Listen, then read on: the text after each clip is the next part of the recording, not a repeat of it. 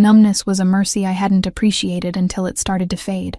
For the last 3 hours, walking through the whiteout conditions of a New York blizzard had felt like being slowly encased in concrete. My knees were locking up with every step, the joints stiff and grinding, while the wind didn't just blow, it screamed down the avenues, carrying ice shards that scoured any exposed skin raw. People called this the storm of the century, a meteorological event that had paralyzed the city that never sleeps. The subways were down, the buses were buried, even the emergency sirens had fallen silent, choked off by the sheer volume of snow piling up against the brownstones. For most people, this was an inconvenience, a reason to stay inside with hot cocoa and Netflix. For me, Chloe Evans, formerly a senior investigative journalist and currently a woman with exactly $3 and a frozen granola bar to her name, this was a death sentence. I stumbled, my shoulder hitting the brick wall of an alleyway to keep from falling face first into a drift that was already waist high. If I fell, I knew I wouldn't get back up. That's how it happens. You sit down for a second just to rest. The cold stops hurting, and you drift off into a sleep you never wake up from. "Keep moving, Evans," I muttered.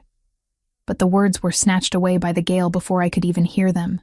My lips felt like cracked porcelain. I needed shelter.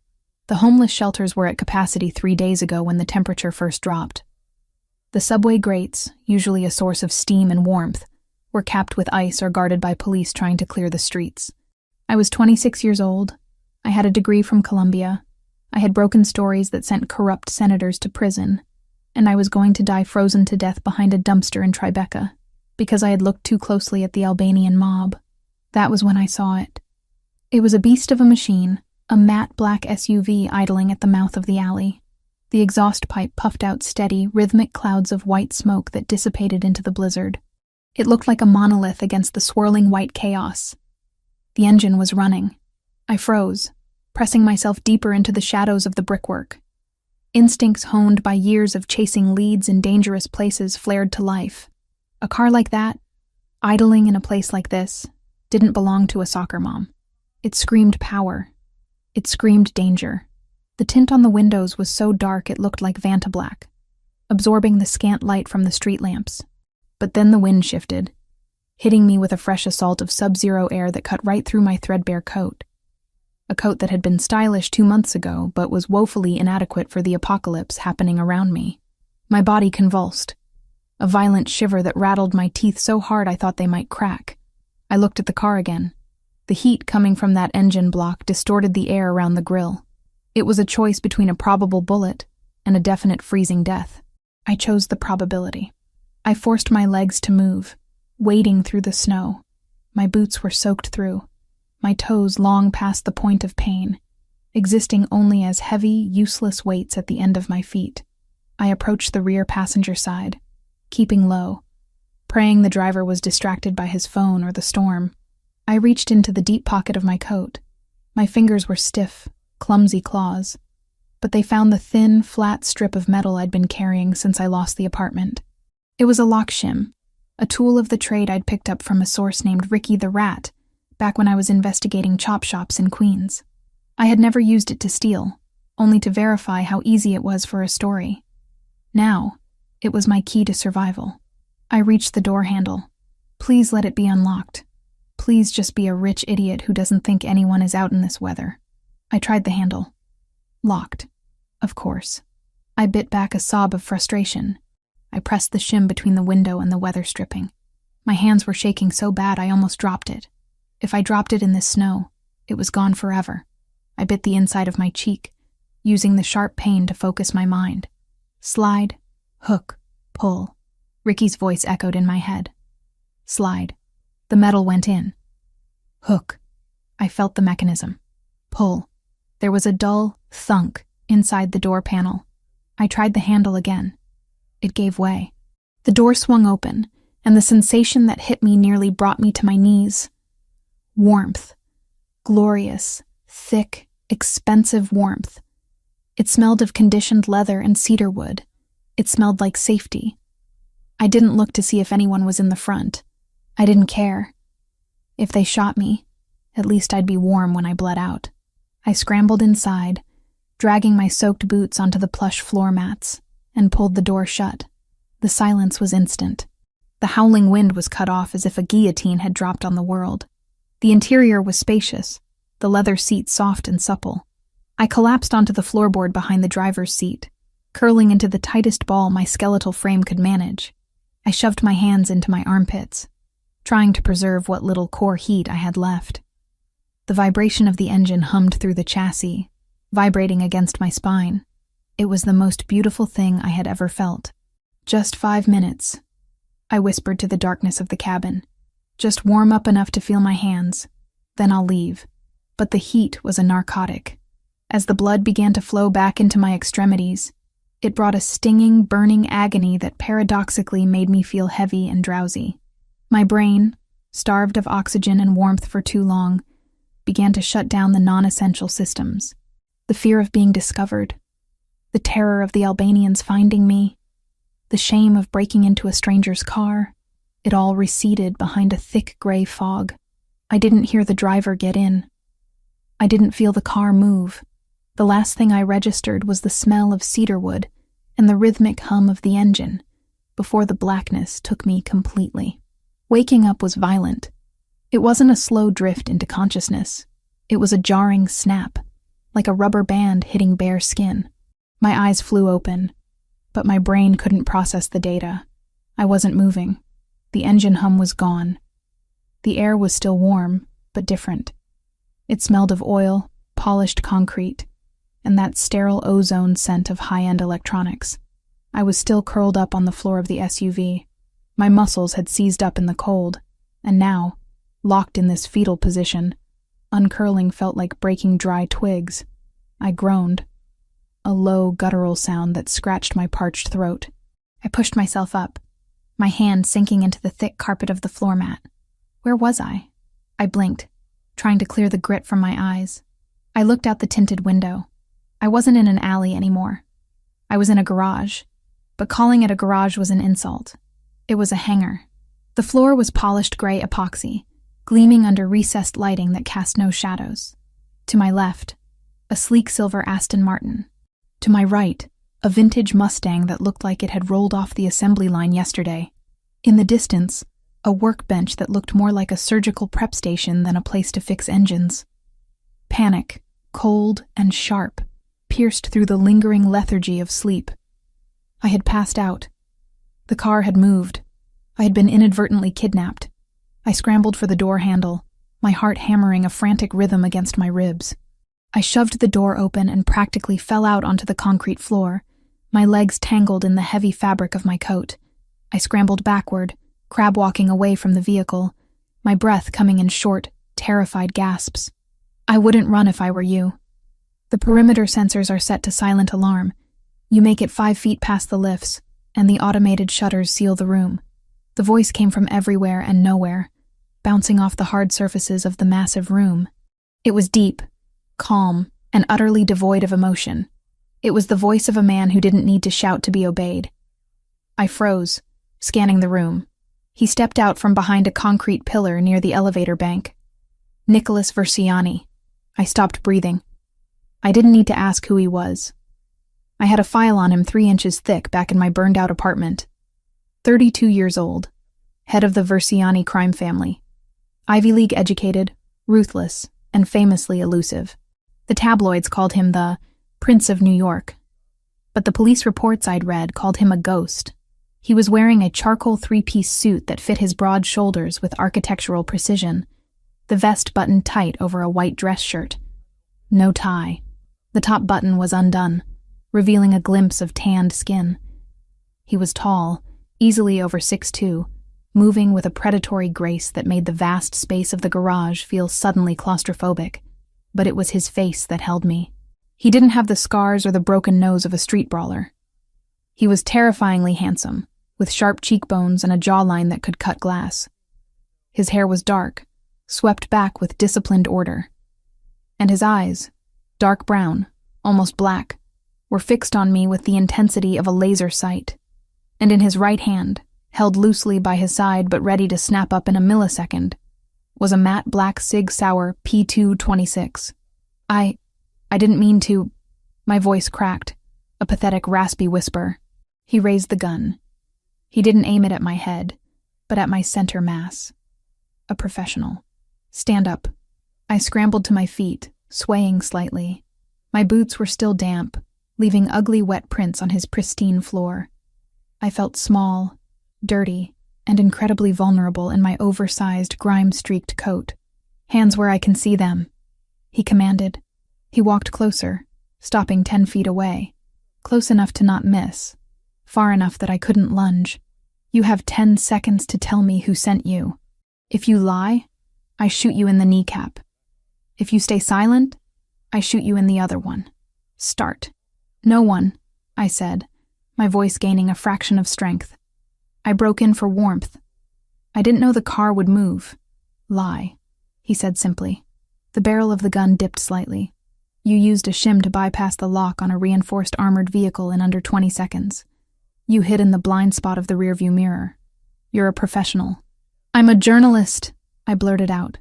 One of his perfectly arched eyebrows ticked upward, a microscopic crack in his armor. A journalist. That's a new cover. Usually it's confused tourist or drunken mistake. Journalist is creative. My name is Chloe Evans, I said, rushing the words out. I worked for the Tribune until 3 weeks ago. I cover organized crime. I know who you are, Mr. Versiani. He didn't blink. Knowing who I am isn't an insurance policy, Miss Evans. It's a liability. You're trespassing in a secure facility of a man who has many enemies. You're wearing rags, yet you bypassed a $60,000 security system on my car door. You smell like the streets, but you speak like the boardroom. You're an anomaly, and I don't like anomalies. He took a step closer. The air between us crackled with tension. I could see the calculation behind his eyes. He was deciding whether to interrogate me or just dispose of the problem. To him, I was a loose end. A potential assassin. Turn around, he ordered. What? Turn around. Slowly, hands on your head. I'm going to check you for weapons. I hesitated. Turning my back on an armed Mafia Don felt like suicide. If I wanted you dead, you'd be cooling on the floor already, he said, his voice dropping an octave, vibrating with a dark authority that made the hairs on my arms stand up. Turn. I turned. I interlaced my fingers behind my head, my elbows trembling. I felt his presence behind me before he touched me. He radiated heat, a stark contrast to the cold that still lived in my bones. His hand patted down the sides of my coat. He was efficient, impersonal. He found the shim in my pocket and tossed it onto the floor. It clattered loudly in the silence. He checked my waist, his hand brushing against my ribs. He paused when he felt how thin I was. I was starving, my ribs prominent even through the layers of cheap wool. You're emaciated, he murmured, more to himself than me. Starvation tends to do that, I snapped, fear briefly giving way to my natural sarcasm. He spun me around, his hand gripping my upper arm. His grip was iron, inescapable, but not painful. He looked down at me, his eyes searching my face, cataloging every bruise, every smudge of dirt, the desperation etched into my features. You have no wire, he stated. No gun, no knife, just a piece of scrap metal and a death wish. He holstered his gun. The movement was so smooth it was almost a blur. You're telling the truth about the break-in. No assassin would be this weak. He turned away, walking toward a panel on the wall. I'll have my security team escort you out. They'll drop you at a shelter. If I see you again, I won't be this polite. I wouldn't do that if I were you, I said. He stopped. He didn't turn around immediately. His shoulders tensed. Excuse me? You're going to the summit tonight, I said. The winter summit at the Pierre Hotel. Nicholas turned slowly. The indifference was gone, replaced by a cold, sharp focus. How do you know about that?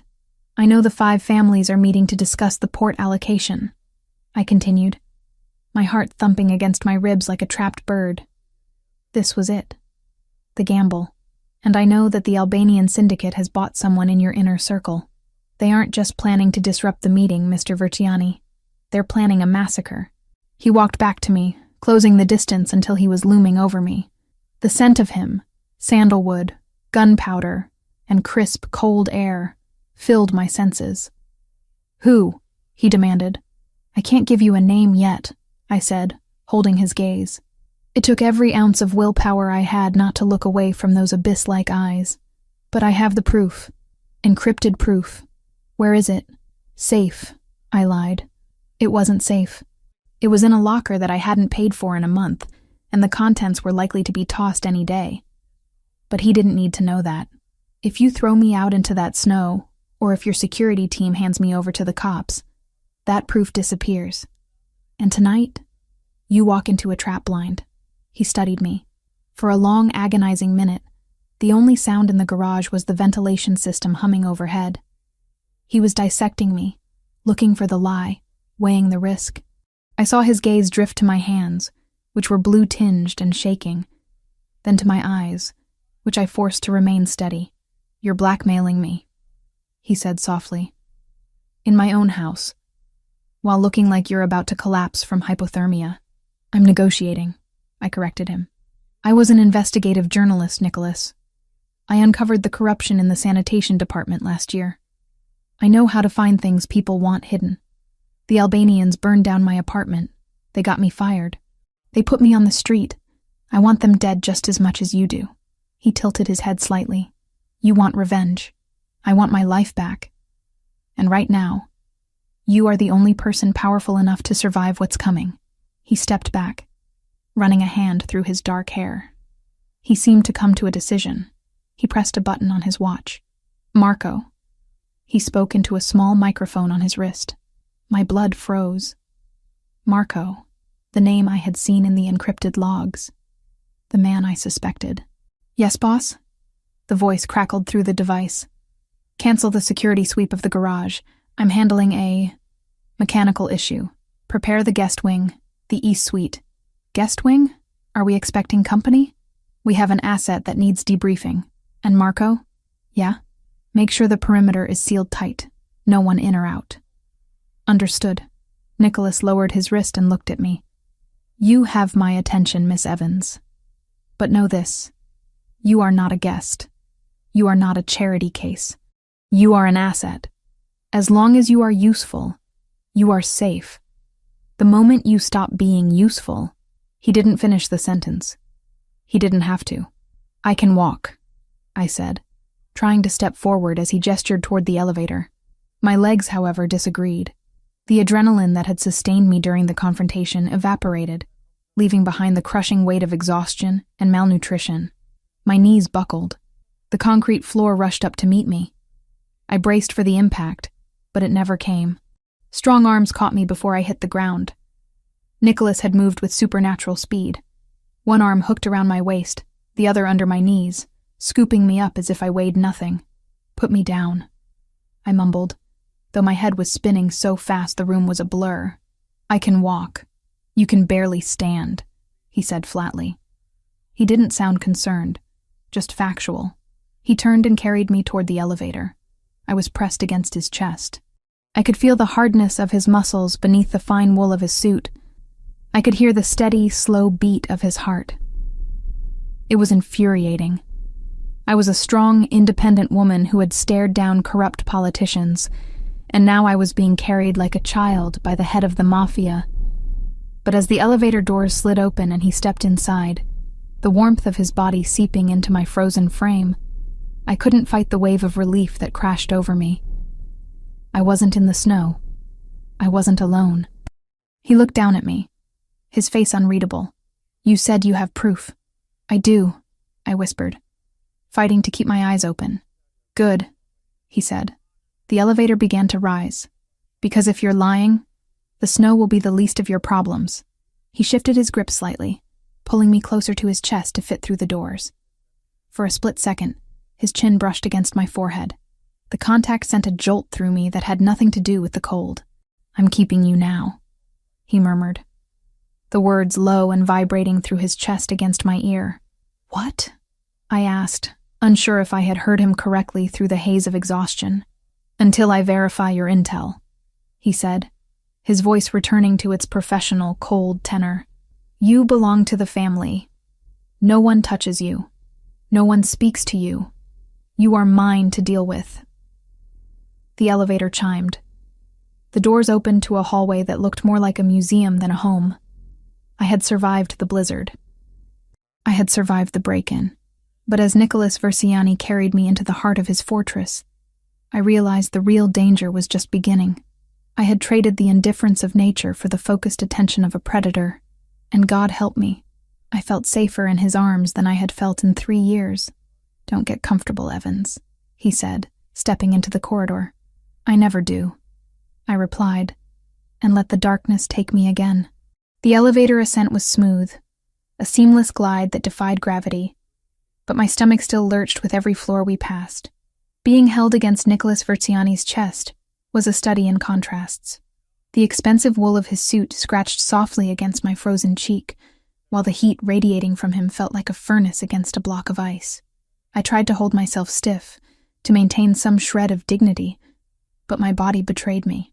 I was melting into him, my shivering subsiding into occasional violent tremors that I couldn't control. He didn't speak. He didn't look down. He held me with an indifference that was more terrifying than aggression would have been. To him, I wasn't a woman. I was a package.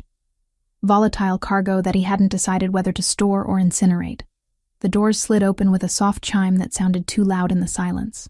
We weren't in a hallway anymore. We stepped directly into a space that screamed power. It was an office, but calling it that felt like a reduction. It was a command center encased in glass and steel, overlooking the white abyss of the storm-lashed city. The lighting was low, amber and warm, contrasting with the blue-gray violence swirling outside the floor-to-ceiling windows. Nicholas walked across the room, his footsteps muffled by thick, dark rugs. He didn't take me to a chair. He bypassed the massive mahogany desk and deposited me onto a leather sofa that probably cost more than my college education. He didn't feature gentleness in his repertoire. He dropped me, not hard enough to bruise, but with enough finality to show he was done carrying the burden. I sank into the leather, the sudden lack of his body heat making me gasp. "Stay," he commanded. He walked to a wet bar in the corner, poured a glass of amber liquid, and downed it in one swallow. Then he turned to me. The gun was gone, tucked away somewhere in that perfectly tailored suit. But the threat remained. "You mentioned a bomb," he said, his voice level. "Start talking." I struggled to sit up. My limbs felt heavy, disconnected, like they belonged to someone else. The pins and needles of returning circulation were starting to prick at my fingers and toes, a sharp, stinging pain that made me wince. "I need water," I croaked. My throat felt like it was lined with sandpaper. Nicholas stared at me for a long beat. He was assessing if this was a stalling tactic.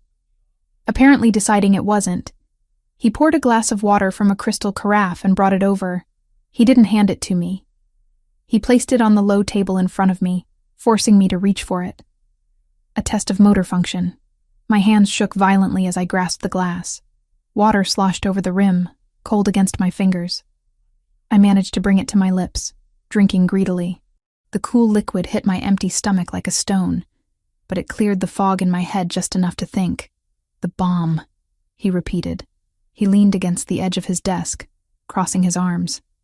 His biceps strained against the fabric of his white shirt. "You have 30 seconds before I call Marco back and have him take you to the basement. And trust me, the basement doesn't have heated floors." "It's not a literal bomb," I said, putting the glass down with a clink. His eyes narrowed. The temperature in the room seemed to drop 10 degrees. "You lied to me. I used a metaphor to keep you from shooting me in the head," I corrected him, my voice gaining a little traction. "But the effect will be the same. Explosive. Destructive.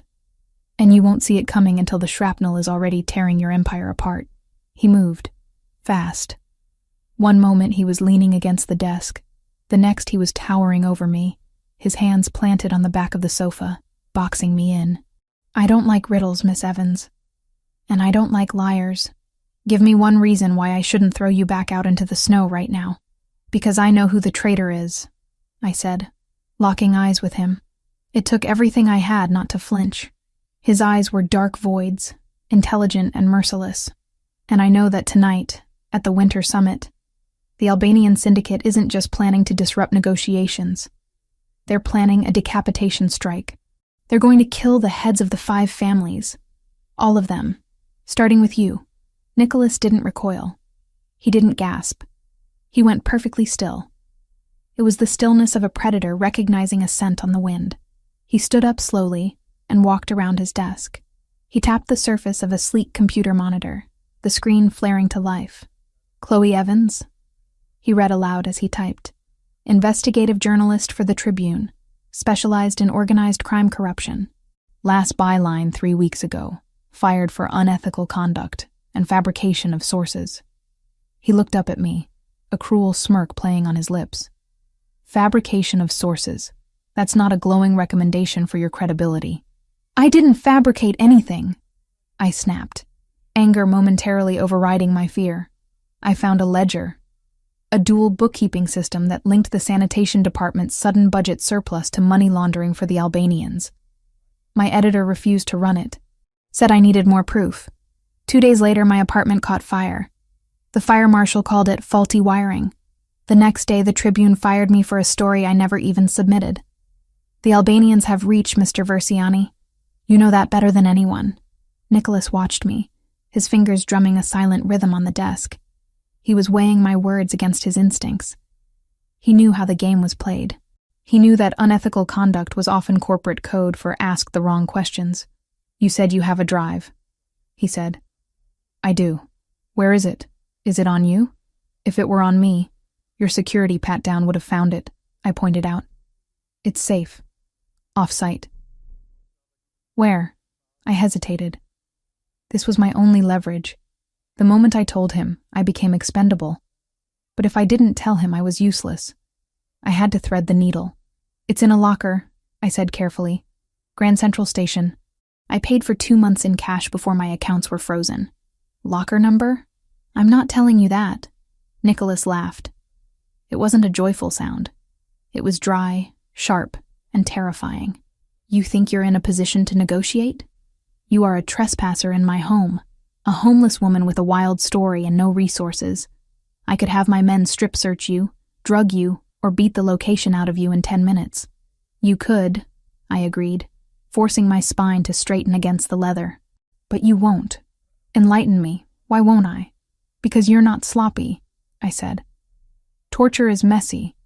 Drugs make memory unreliable. And if you kill me or break me, you risk the only lead you have on a threat that is hours away from executing you. You're a businessman, Nicholas. A brutal one maybe, but a pragmatic one. You don't destroy assets until you've extracted their value." He stared at me. The silence stretched, heavy and suffocating. Outside, the wind howled against the glass, a reminder of the death waiting for me if I failed this conversation. Finally, he sat down in his leather chair. He looked at me with a new expression. It wasn't respect, not yet, but it was curiosity, like a scientist looking at a lab rat that had just solved a complex maze. "Pragmatic," he echoed. I like that word. He pressed the intercom button again. "Marco.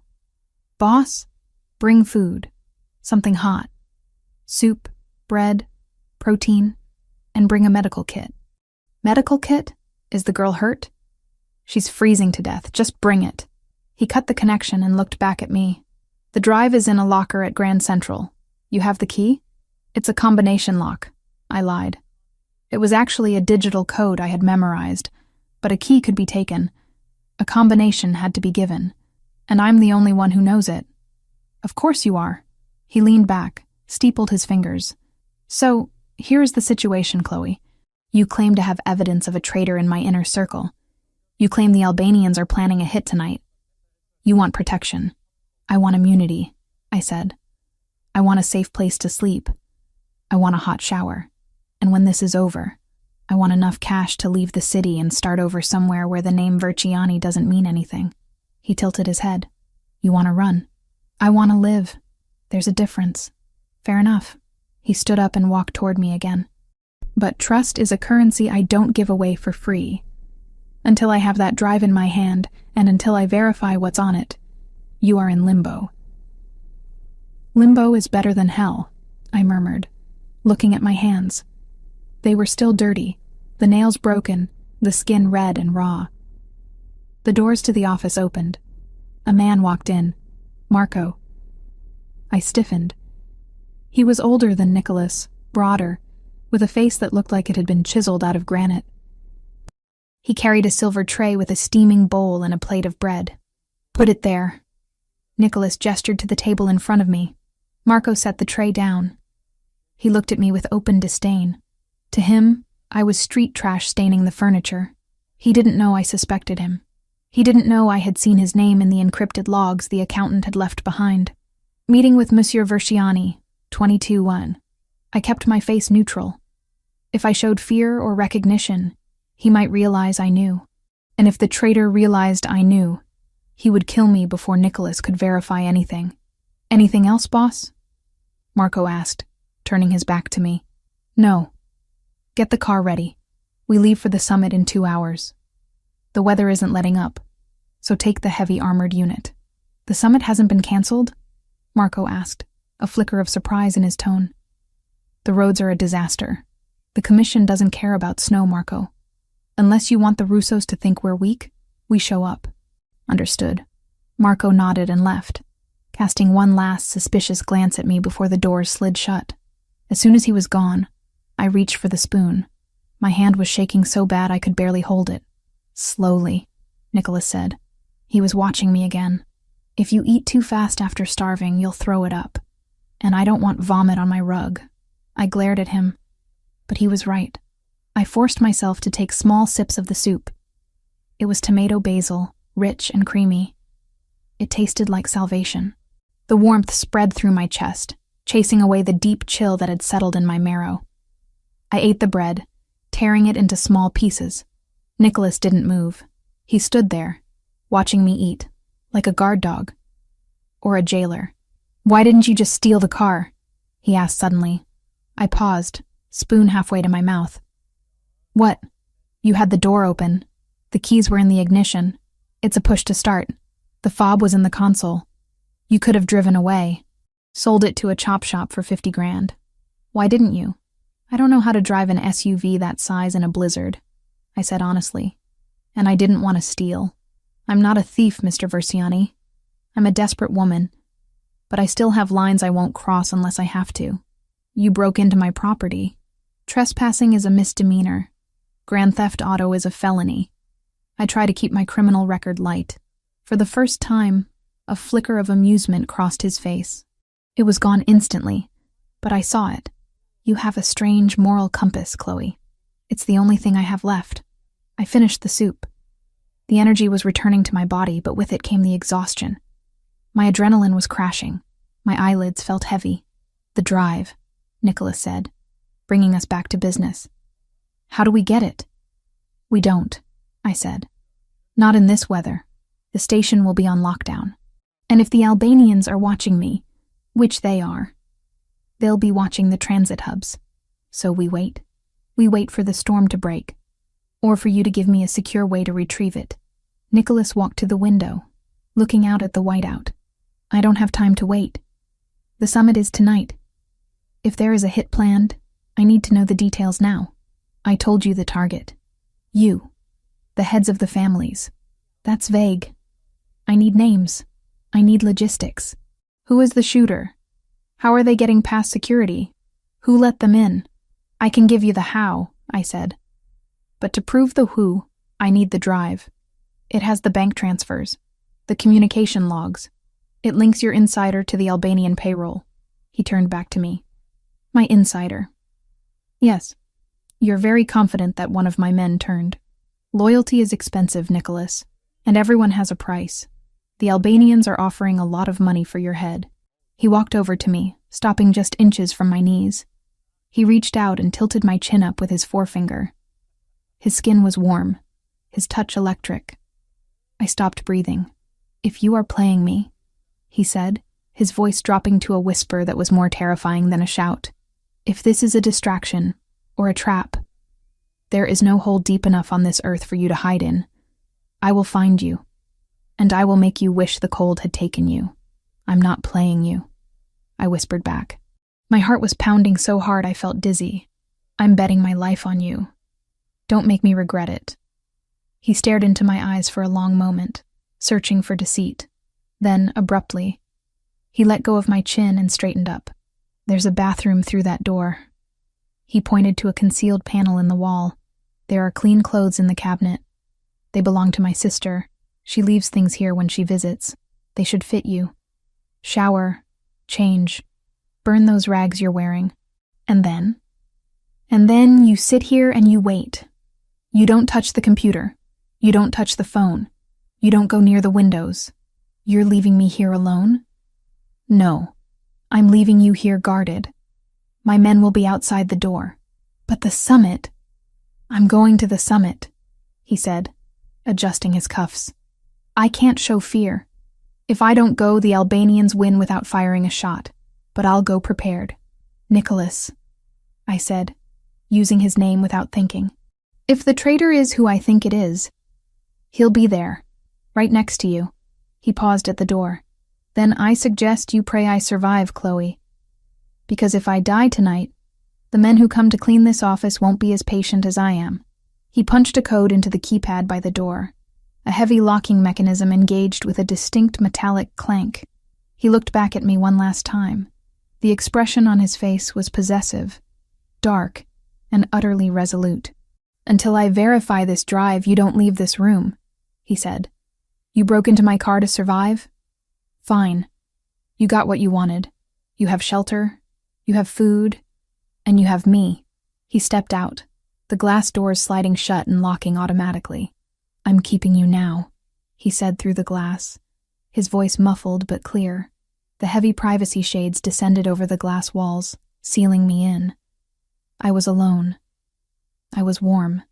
My stomach was full, and I was trapped in the penthouse of the most dangerous man in New York, waiting for a massacre to start. I stood up on shaky legs and walked toward the bathroom. I needed to wash the grime of the streets off my skin. I needed to think. I had bought myself time. But as the hot water hit my skin a few minutes later, stinging and wonderful, I realized I hadn't just bought time. I had sold myself to Nicholas Versiani. And looking at the expensive shampoo and the plush towels, I wasn't sure if I was a guest, a prisoner, or a prize he had decided to claim. But one thing was certain. The man didn't bluff. He was keeping me. And deep down, in a place I didn't want to acknowledge, the thought didn't terrify me as much as it should have. It felt like leverage. I turned off the water, wrapped myself in a towel, and looked at my reflection in the steamed-up mirror. The scared, freezing girl from the alley was gone. In her place was someone else. Someone who had just entered the lion's den and decided not to run, but to tame the beast. Game on, Nicholas, I whispered to the glass. I walked out into the office to wait for the storm, both the one outside and the one I had just unleashed, to break. I moved to the desk, ignoring his orders not to touch anything. I didn't turn on the computer. I just looked at the notepad he had been writing on before I woke up. It was a list of names, capos, lieutenants, and next to Marco's name, there was a small, almost invisible question mark. He knew, or he suspected. My heart skipped a beat. If he suspected Marco, why was he keeping him close?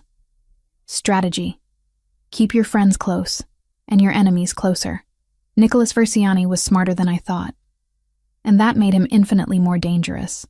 I sat back down on the leather couch, pulling the heavy blanket he had left there around my shoulders. I wasn't going anywhere. For better or worse, I was part of the family now. The hot shower had been a deceptive luxury, washing away the grime of the streets, but replacing the physical cold with a deeper, internal chill. I had donned the clothes Nicholas Versiani had provided, a soft cashmere sweater, a deep, rich cranberry color, blessedly not navy blue, and a pair of black velvet trousers that, surprisingly, fit my thin frame. They were soft and warm, a deliberate cruelty. They reminded me of everything I had lost. I burned my old clothes in the antique fireplace of the East Suite's sitting room. Watching the filthy wool and torn denim catch fire was a symbolic act, reducing my last few weeks of misery into a wisp of smoke. Nicholas had been gone for 40 minutes. 40 minutes of pacing the plush rug, mapping the room, and fighting the urge to smash the privacy shields covering the massive windows just to see the storm again. I was trapped, not by bars, but by walls of marble, glass, and armed men waiting silently outside the only door. I finally settled down at the large dining table, clearing the surface of a stack of financial reports Nicholas had been reviewing. My attention was focused solely on the small, battered journalist's notebook I had retrieved from my coat pocket before burning it. This notebook contained the cryptic clues I needed. My journalistic instincts, dormant for weeks under the weight of fear and hunger, surged back to life. I was no hacker, that was true, but I was an investigative journalist. My job wasn't coding, it was deduction. Part 3, worry of my plan was clear. Break the password for the encrypted drive using only my wits, and confirm the betrayal before Nicholas walked into the ambush. The drive held the key, a set of secure communication logs and bank transfers. My source, the accountant who worked for the Albanian syndicate before they silenced him, had been extremely paranoid. He had told me, "They'll find the drive, Chloe, but they'll never guess the phrase. It's a memory. It's what I lost." I pulled out my notebook. On the last page, there was a series of random, seemingly unrelated jottings. SF, RN, 38K, October 12th, the last one. Loyalty is built on shared debt, not shared blood. Rosemary. I stared at the notes. SF and RN were abbreviations for locations and names I had already linked to the Albanian operation. SF was Santini's Flowers, the front where the money was laundered. RN was the name of the Albanian middleman. The key was, "It's a memory. It's what I lost." The accountant, I recalled, was always talking about his family. His wife, Rosemary, had died a year ago. I opened the elegant black laptop Nicholas had left on his desk, ignoring the silent alarm it surely had, and plugged in the drive I'd found in my coat lining. The encryption program launched immediately, demanding a passphrase. I tried common combinations: Rosemary's full name, her date of birth, their anniversary. All failed. I went back to the cryptic notes. October 12th, the last one. What happened on October 12th? The day the accountant last transferred money? The day he decided to turn against the Albanians? Then it hit me.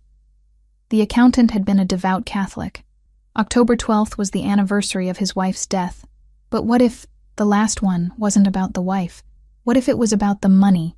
The accountant had been forced to launder money for the Albanians to pay for Rosemary's protracted illness. The debt was shared. Loyalty is built on shared debt, not shared blood. The passphrase wasn't sentimental. It was practical, a monument to the financial ruin that had cost him his wife and his soul.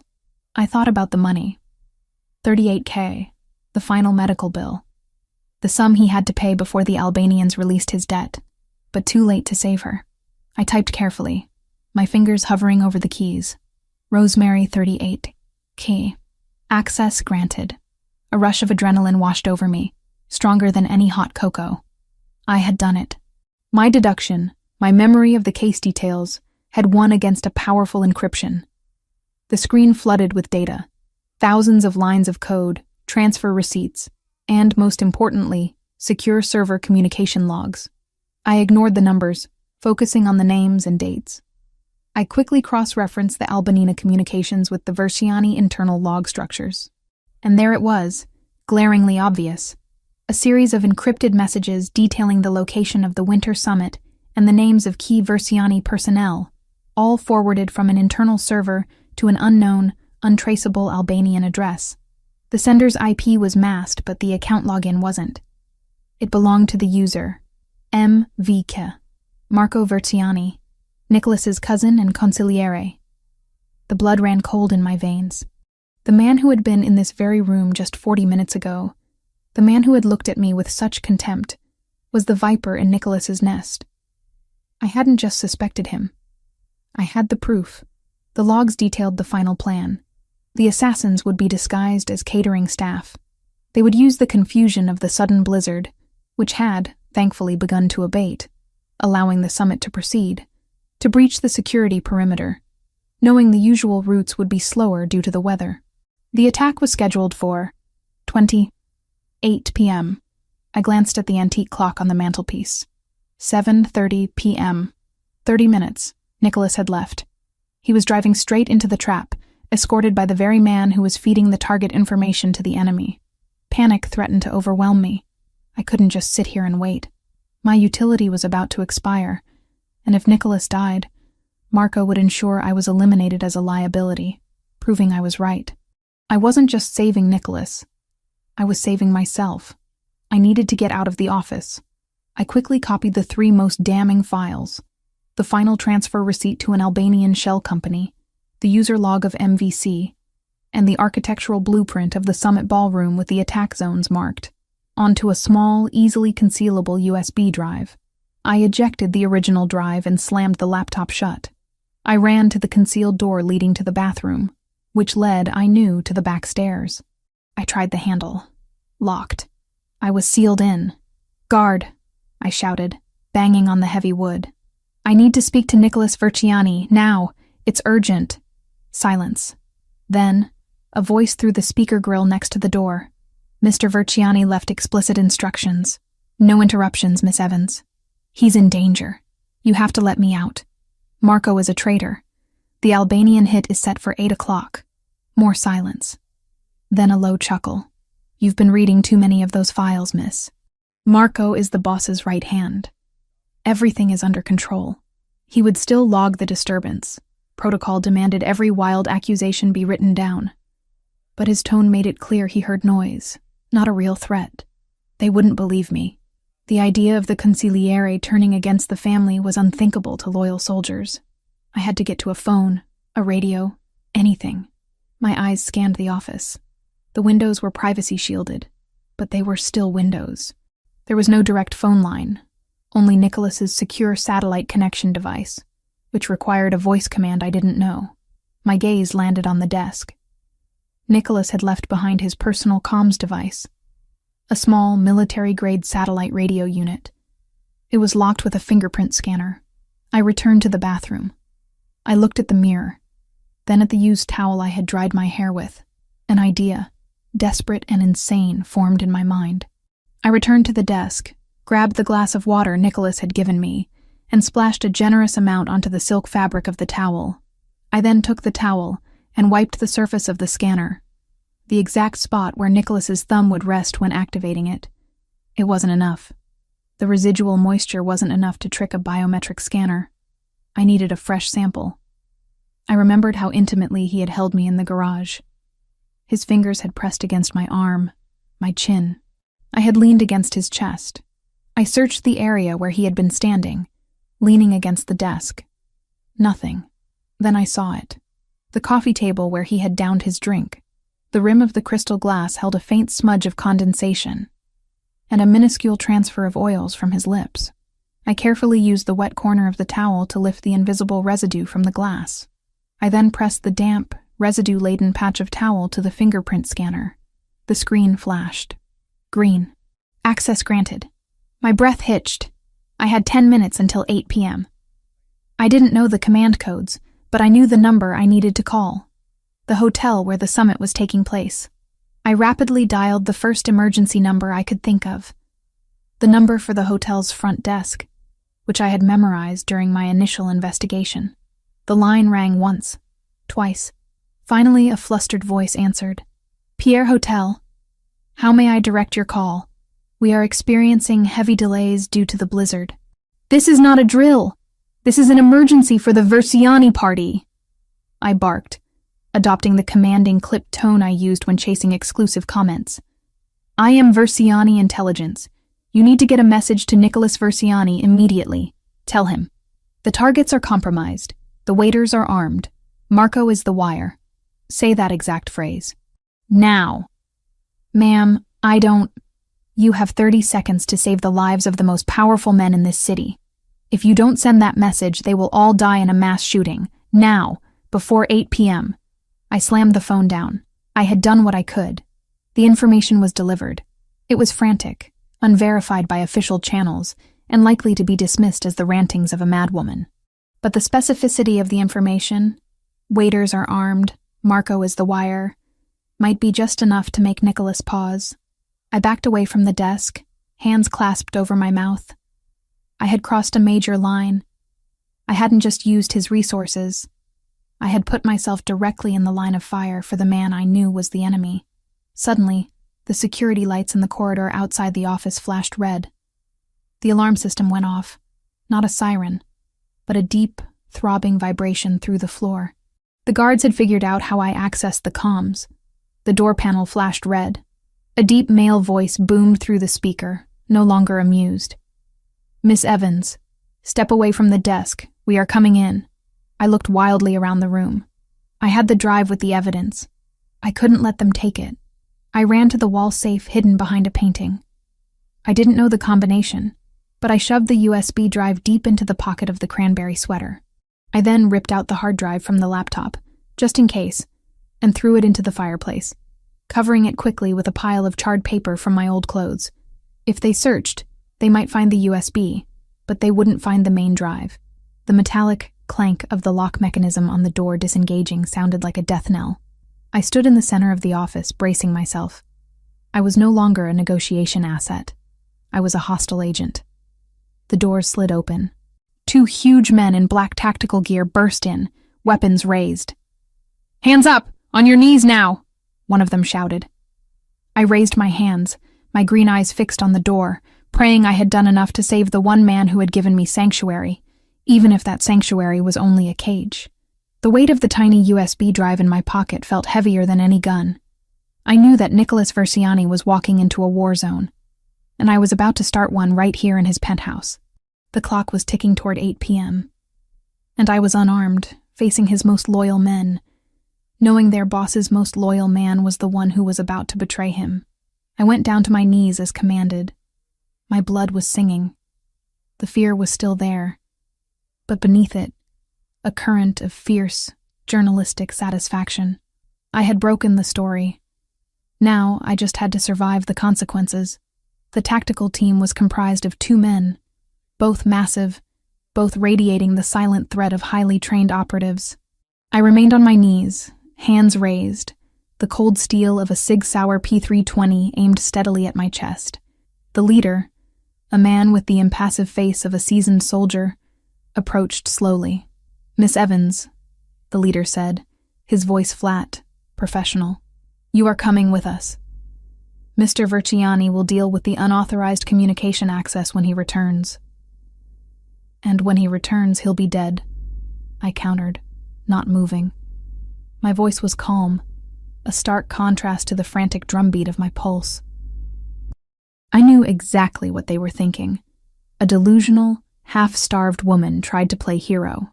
He's walking into an ambush set for 8 o'clock. It's 7:45 now.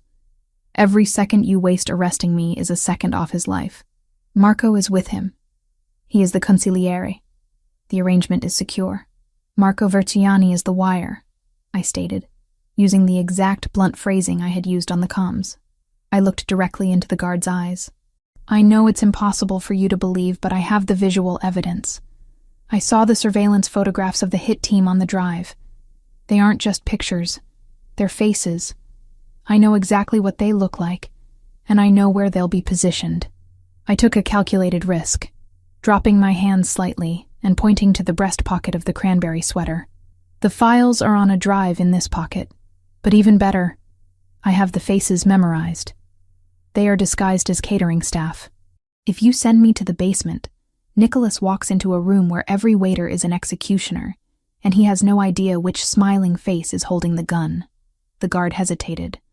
I saw the flicker of doubt in his eyes. He didn't believe the part about Marco, but the detail about the catering staff and my ability to visually identify the targets was specific enough to give him pause. Nicholas had instructed them to treat me as an asset. My information had to be verified. "Boss gave explicit orders to contain you," the guard insisted. But his voice was less certain now. "Boss also gave me orders to wait, and I broke them to save his life. You know Nicholas Versiani. He values pragmatic solutions over strict obedience. You take me to the basement, and I'm silent.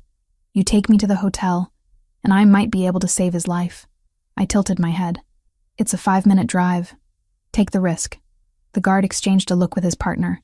Loyalty to Nicholas was their highest code. If they disobeyed his containment order and he survived, they would be forgiven. If they followed the order and he died, They would be hunted down for failure. We don't have time for this, the second guard grunted, lowering his weapon slightly. We go to the hotel. She rides with me. If she moves, I shoot. The first guard, who I later learned was named Daniel, nodded grimly. Retrieve the drive. You are not going into the ballroom, Miss Evans. You will sit in the car and give us the descriptions over the radio. No. I refuted instantly. The photos were low resolution. They were visual checks, not detailed portraits. The light will be dim. I have to see them in person, under the ambient light. I'm the only one who can confirm the targets. I saw the reluctance, the deep, inherent distrust in their eyes. But the ticking clock was my most powerful advocate. Fine, Daniel conceded, his jaw tight. You sit in the observation balcony. You point, we move. No talking, no making a scene. If you try to run, we leave you to the Albanian cleanup crew. The agreement was struck. Daniel confiscated the small USB drive, checking its contents briefly on a secure tablet. He didn't have time to process the complicated financial logs, but the sight of the ballroom blueprints with X's marked on them was enough to validate my panic. The next few minutes were a blur of motion. I was hustled out of the East Suite, not as a captive, but as a critical piece of intelligence.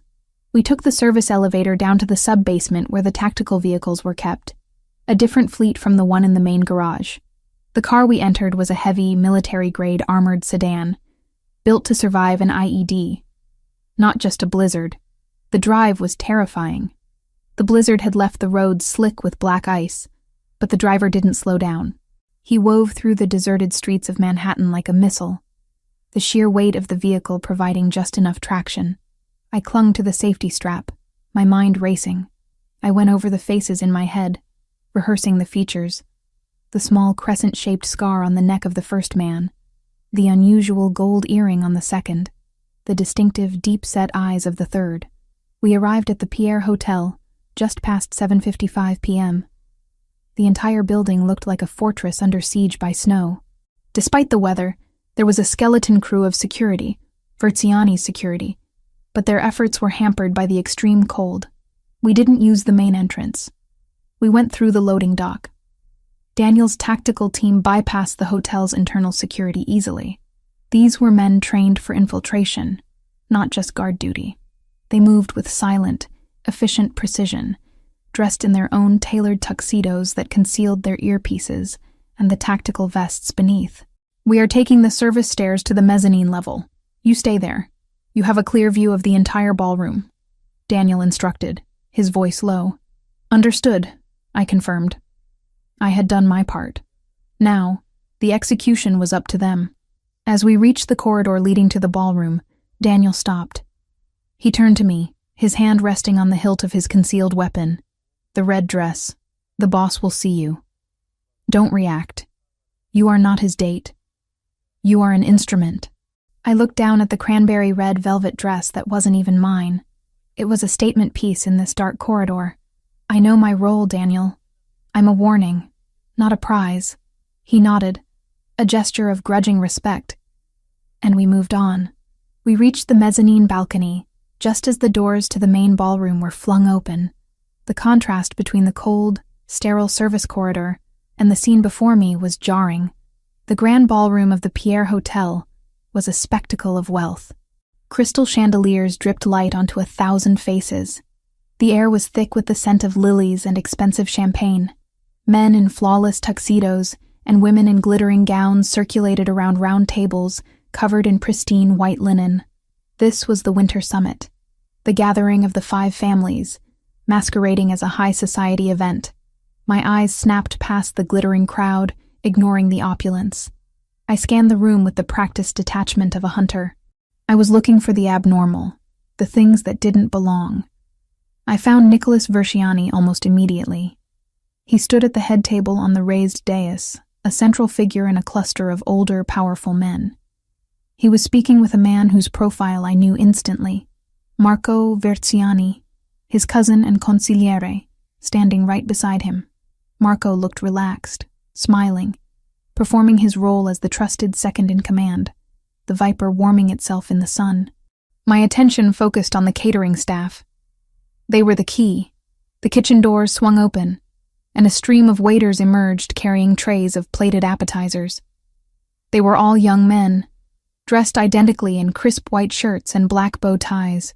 "Target 1," I whispered into the tiny microphone Daniel handed me, my voice tight, near the south exit door, setting down a tray. He has a small, dark crescent-shaped scar on the left side of his neck, just below the collar. He's looking at Nicholas, not his tray. Daniel's hand immediately went to his earpiece. "Target 1 confirmed. Scarred male, south exit, hold position." I continued my scan. "Target 2, near the bar, talking to the bartender. He's wearing an unusual, chunky gold hoop earring in his left ear. It's unprofessional for a waiter. He's trying to hide it under his hair." He just made eye contact with Marco. "Target 2 confirmed. Bar position. Do not engage yet." My eyes swept to the main dais. The third target, the most dangerous one, was usually placed closest to the principal. He was supposed to be a familiar face. And then I saw him. Near the back of the dais, standing behind the head table, was a waiter with an air of cold confidence that didn't match the forced smile on his face. He was clearing plates, but his deep-set dark eyes were tracking Nicholas's movements with intense surgical precision. "Target 3. Immediately behind the head table, black hair, deep-set eyes, clearing plates. He is too calm. He's the primary shooter." My voice was barely a breath. "And Daniel. He's within arm's reach of Marco. Marco is the signal." "Understood. We are moving into position now. Miss Evans, stay put. I repeat, do not move." I watched in horror as Marco raised his champagne flute, a gesture that was, in context, innocent. It was the signal. The moment the glass was raised, the 3 assassins moved. The waiter behind the head table dropped his stack of plates, pulling a silenced handgun from beneath his coat. The man by the south exit ripped off his bow tie and pulled a weapon from his trousers. The man at the bar reached for a weapon concealed beneath the counter.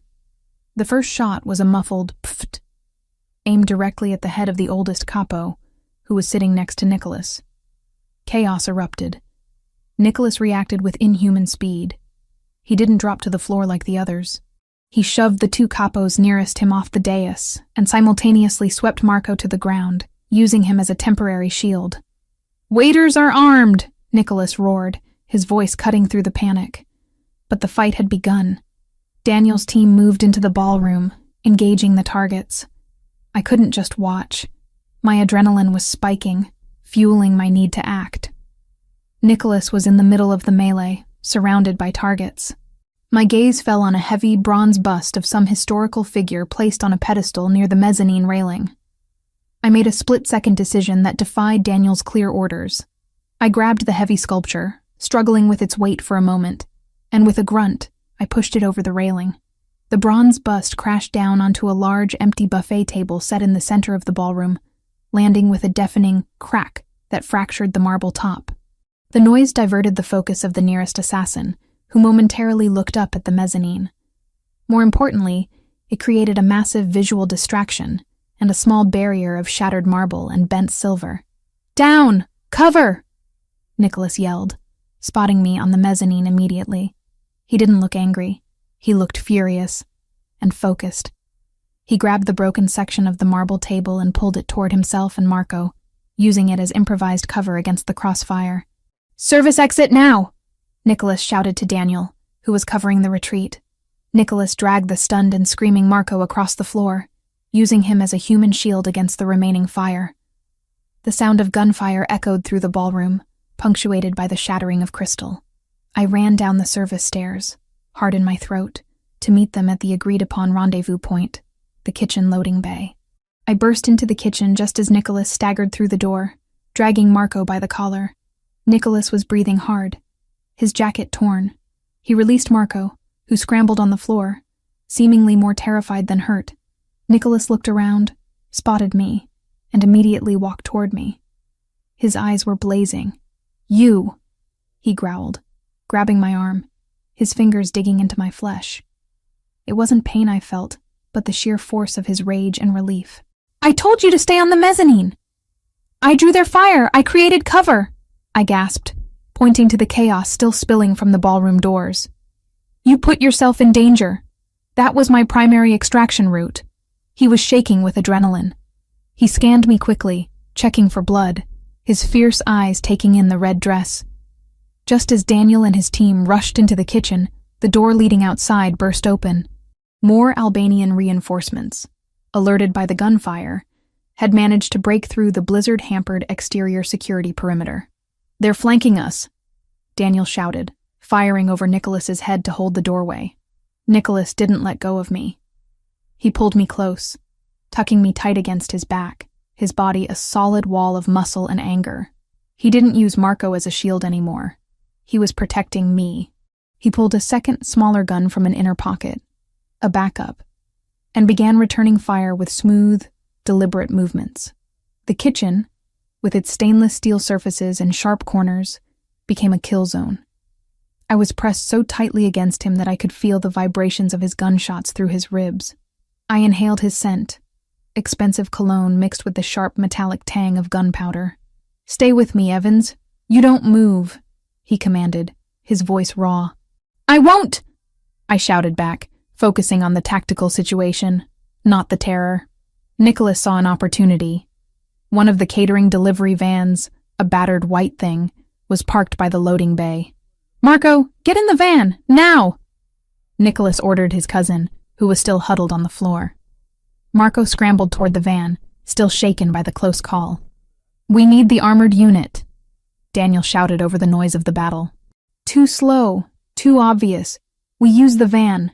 Marco, drive," Nicholas shouted, emptying his clip into the kitchen door frame.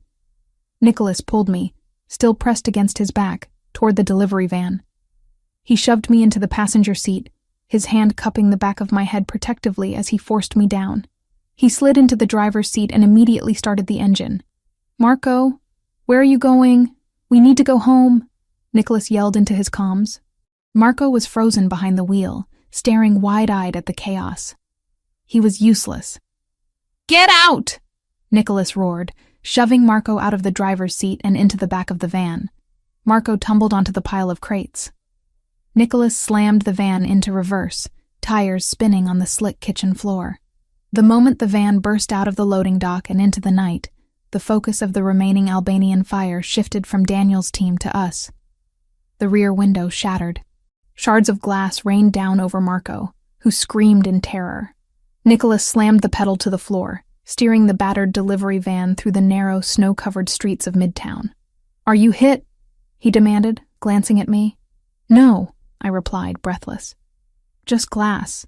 "Good." He looked ahead, his jaw clenched, his eyes hard and calculating. "We need to lose them before they corner us in the tunnels." He pushed the gas pedal, weaving the anonymous delivery van through the gridlock caused by the blizzard. The anonymity of the vehicle was our greatest defense, but the shattered window and the sight of Nicholas Versiani driving a white catering van would soon make us targets again. I leaned back, finally allowing myself to process the shock. My heart rate was dangerously high. My ears were ringing from the gunfire, and the smell of the gunpowder was thick in the cab. But I was alive, and I had been right. It was Marco, I whispered, the confirmation finally leaving my lips. "You saw him give the signal." "I saw him." His voice was low, laced with cold fury. He knew. He set the ambush and then acted paralyzed, waiting for me to be killed. My cousin. My consigliere. He slammed the wheel in a frustrated, violent gesture that made the van fishtail on the ice. He caught the skid instantly, his reaction time unnervingly fast. "You saved my life, Chloe," he said, the words heavy and dangerous, meaning more than simple thanks. "You called the front desk. That was you. I used your satellite comms," I confessed. "I was locked in." "Brilliant," he muttered, a sound that was half curse, half compliment. "You risked everything. Why?" "I told you," I said, finally able to breathe normally. "I want my life back.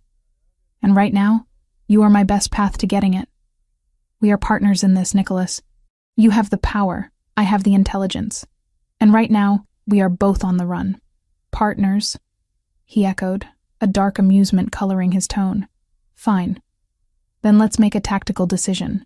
Partner, where do we go now?" "We can't go back to the mansion. Marco knows every safe room." They'll be waiting. I looked at the snow, the darkened storefronts, the anonymity of the passing streets. We need to go somewhere they won't look. Somewhere without surveillance. Somewhere remote. And we need to go now, before the blizzard breaks and they find the trail. I know a place, he confirmed, making a sudden, violent turn onto an exit ramp. Marco screamed from the back, clutching a box of pastries. Where are we going? I'm injured. I need a doctor. Nicholas glanced into the rearview mirror, his face a mask of stone. You're going to be fine, Marco. You're going to lead us right where we need to be. He looked at me one last time, his eyes burning with a dark, resolved intensity. You saved me from the trap, Chloe, he said. Now, we deal with the consequences together. You wanted a fortress? You got one. You wanted security? You'll have it. The van sped out of the city lights and onto the isolated, snow-choked highway. I glanced back at the terrified heap of Marco in the rear, then at the strong, capable profile of Nicholas Verziani. The chaos was over, but the reckoning had just begun, and I was exactly where I needed to be. I had not only proven my worth, but had bound myself to him in the desperate, shared violence of survival. The battered white delivery van, once a symbol of kitchen anonymity, was now a loud, skidding beacon of distress on the snow-choked highway, heading north out of the city. The chase cars from the Albanian faction had been lost in the dense traffic jams leading out of Manhattan, but Nicholas Verziani drove with the fierce conviction that they would not be fooled for long. The cab of the van was a study in chaos and adrenaline. The freezing wind screamed through the shattered rear window. Shards of glass still dusted the seats and floor. I was huddled against the passenger door, my hands gripping the dash, my eyes fixed on Nicholas's profile. His jaw was set hard, his dark eyes constantly scanning the mirrors and the road ahead. In the back, Marco Verziani, the treacherous consigliere, was a pathetic, whimpering heap. He had been thrown onto a crate of catering supplies, mostly linen and plastic containers, and was now cradling a collection of broken pastries, sobbing over the supposed pain in his arm. I need a hospital, Nikki. I think my arm is broken. Marco whined, his voice thick with fear, completely unconcerned with the life and death situation he had created. Nicholas didn't spare him a glance. You need a bullet, Marco, but that can wait. The contempt in Nicholas's voice was chilling. It wasn't just the cold anger of a boss betrayed. It was the deep, visceral hurt of a brother betrayed. Marco was blood, and that made the treachery absolute. We need to get off the main roads, I advised, leaning closer to Nicholas. My voice was hoarse from screaming during the shootout. The van is too visible. They'll ping it on traffic cams as soon as the gridlock clears. I know a place, Nicholas said, making a sharp turn onto a narrow, unpaved road that was barely visible under the accumulated snow. The van skidded violently, the tires losing traction in the deep powder, but Nicholas corrected it with practiced ease. It's a hunting cabin. Built by my great-grandfather. It's not on any official record. No power lines, no cell service.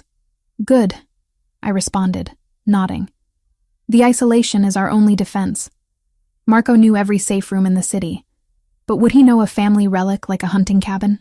He hated the country, Nicholas stated, a cruel smile touching his lips. He thought it was beneath him. But he spent every Christmas there as a child. He knows it. And that's why we're going. I blinked. You're taking us to a place the traitor knows? It's a calculated risk, a partner, he explained, accelerating carefully up a winding hill.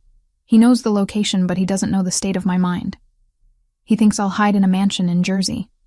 He'll never expect me to use the most exposed location I have. It buys us time.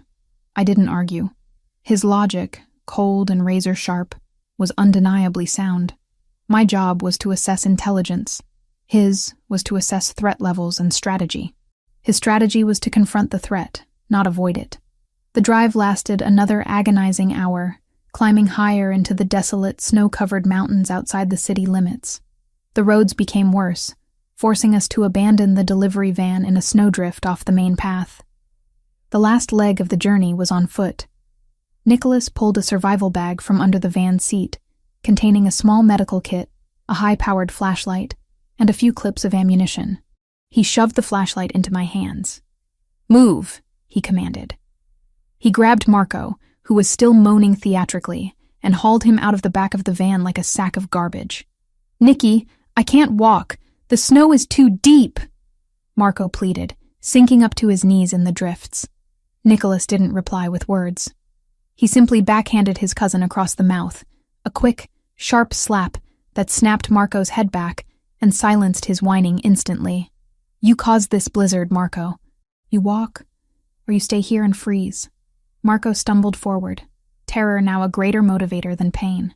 The cabin appeared suddenly, a squat, dark silhouette of rough-hewn logs against the relentless white landscape.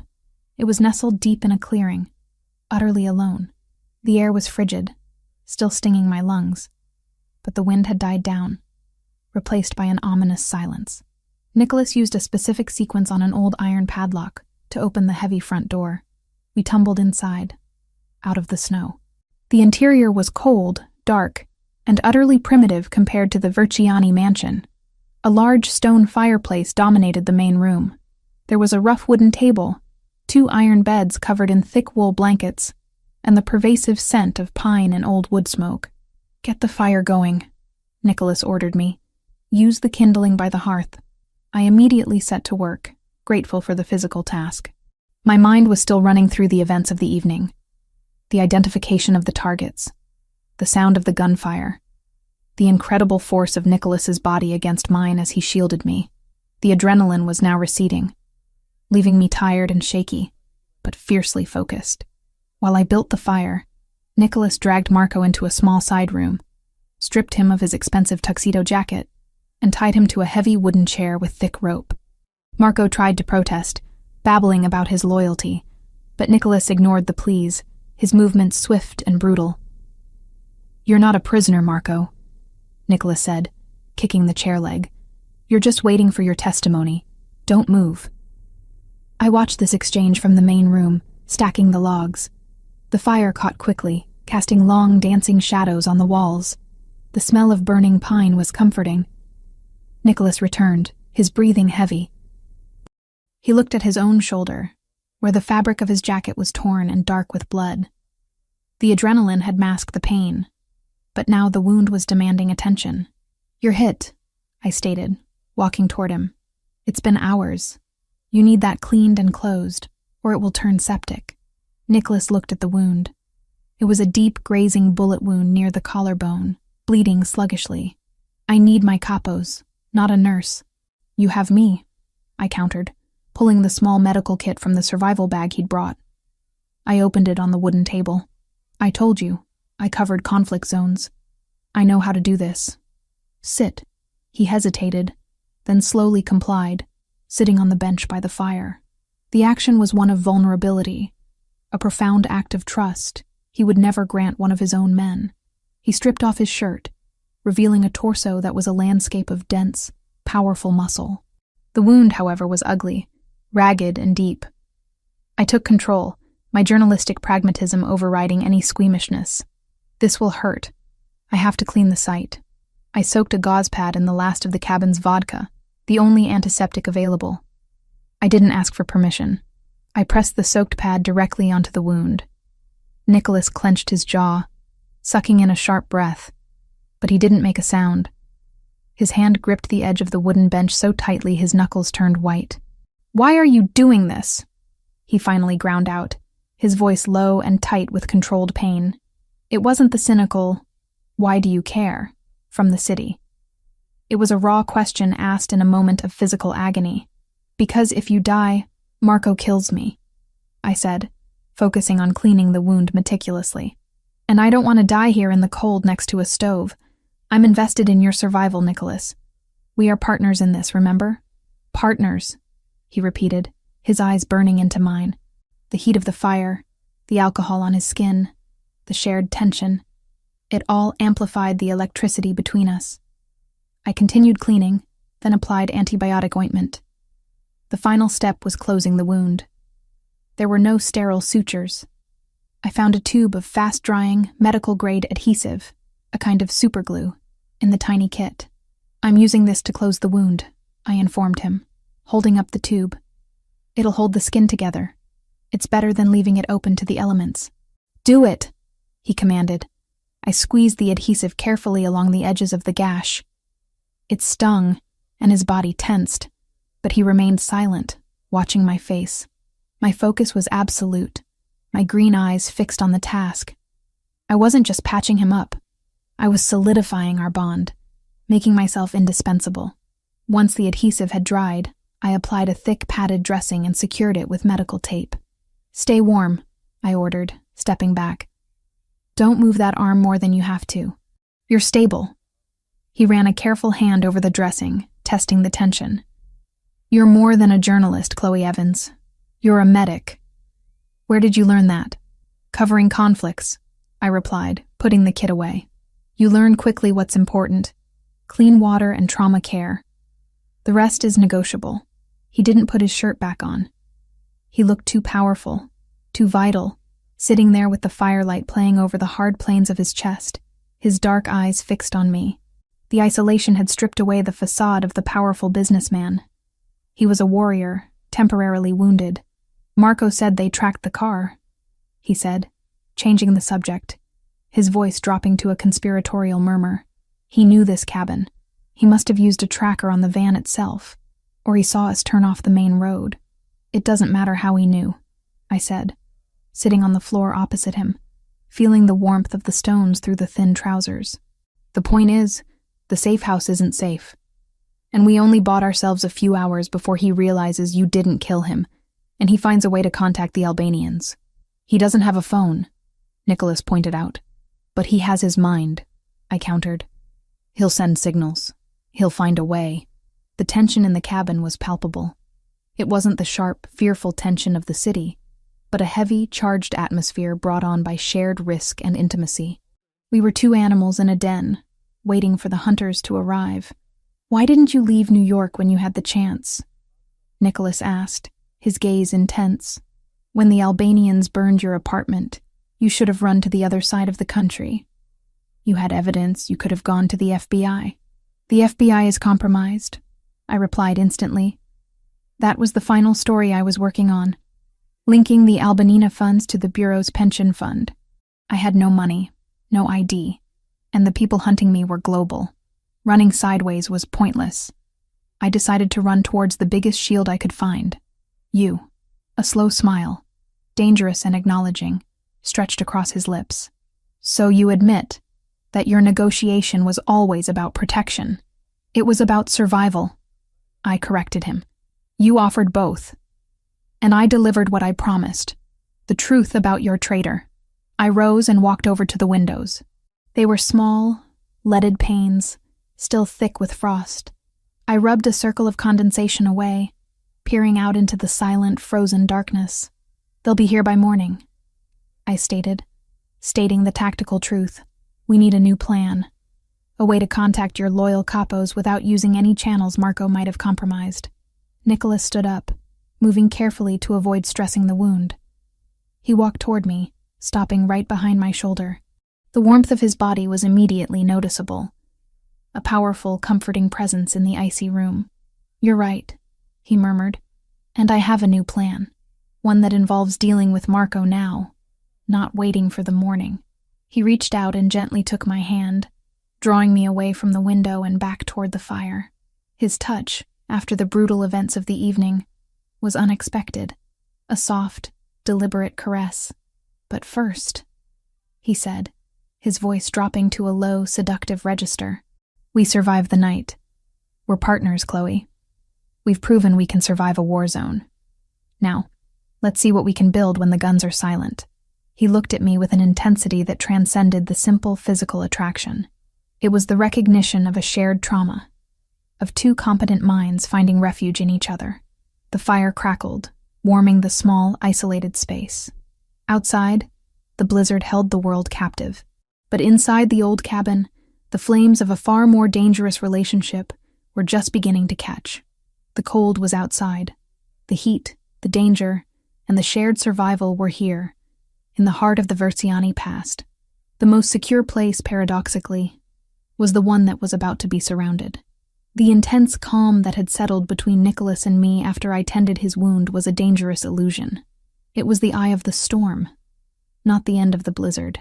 The heat from the fireplace baked the cold out of the cabin walls, turning the small room into a cocoon of warmth, but the security was brittle. Marco Verciani, the traitor, was tied up in the next room, a constant, screaming reminder of the war that was coming to our door.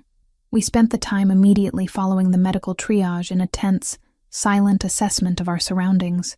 Nicholas, though weakened by the blood loss, moved with a warrior's economy.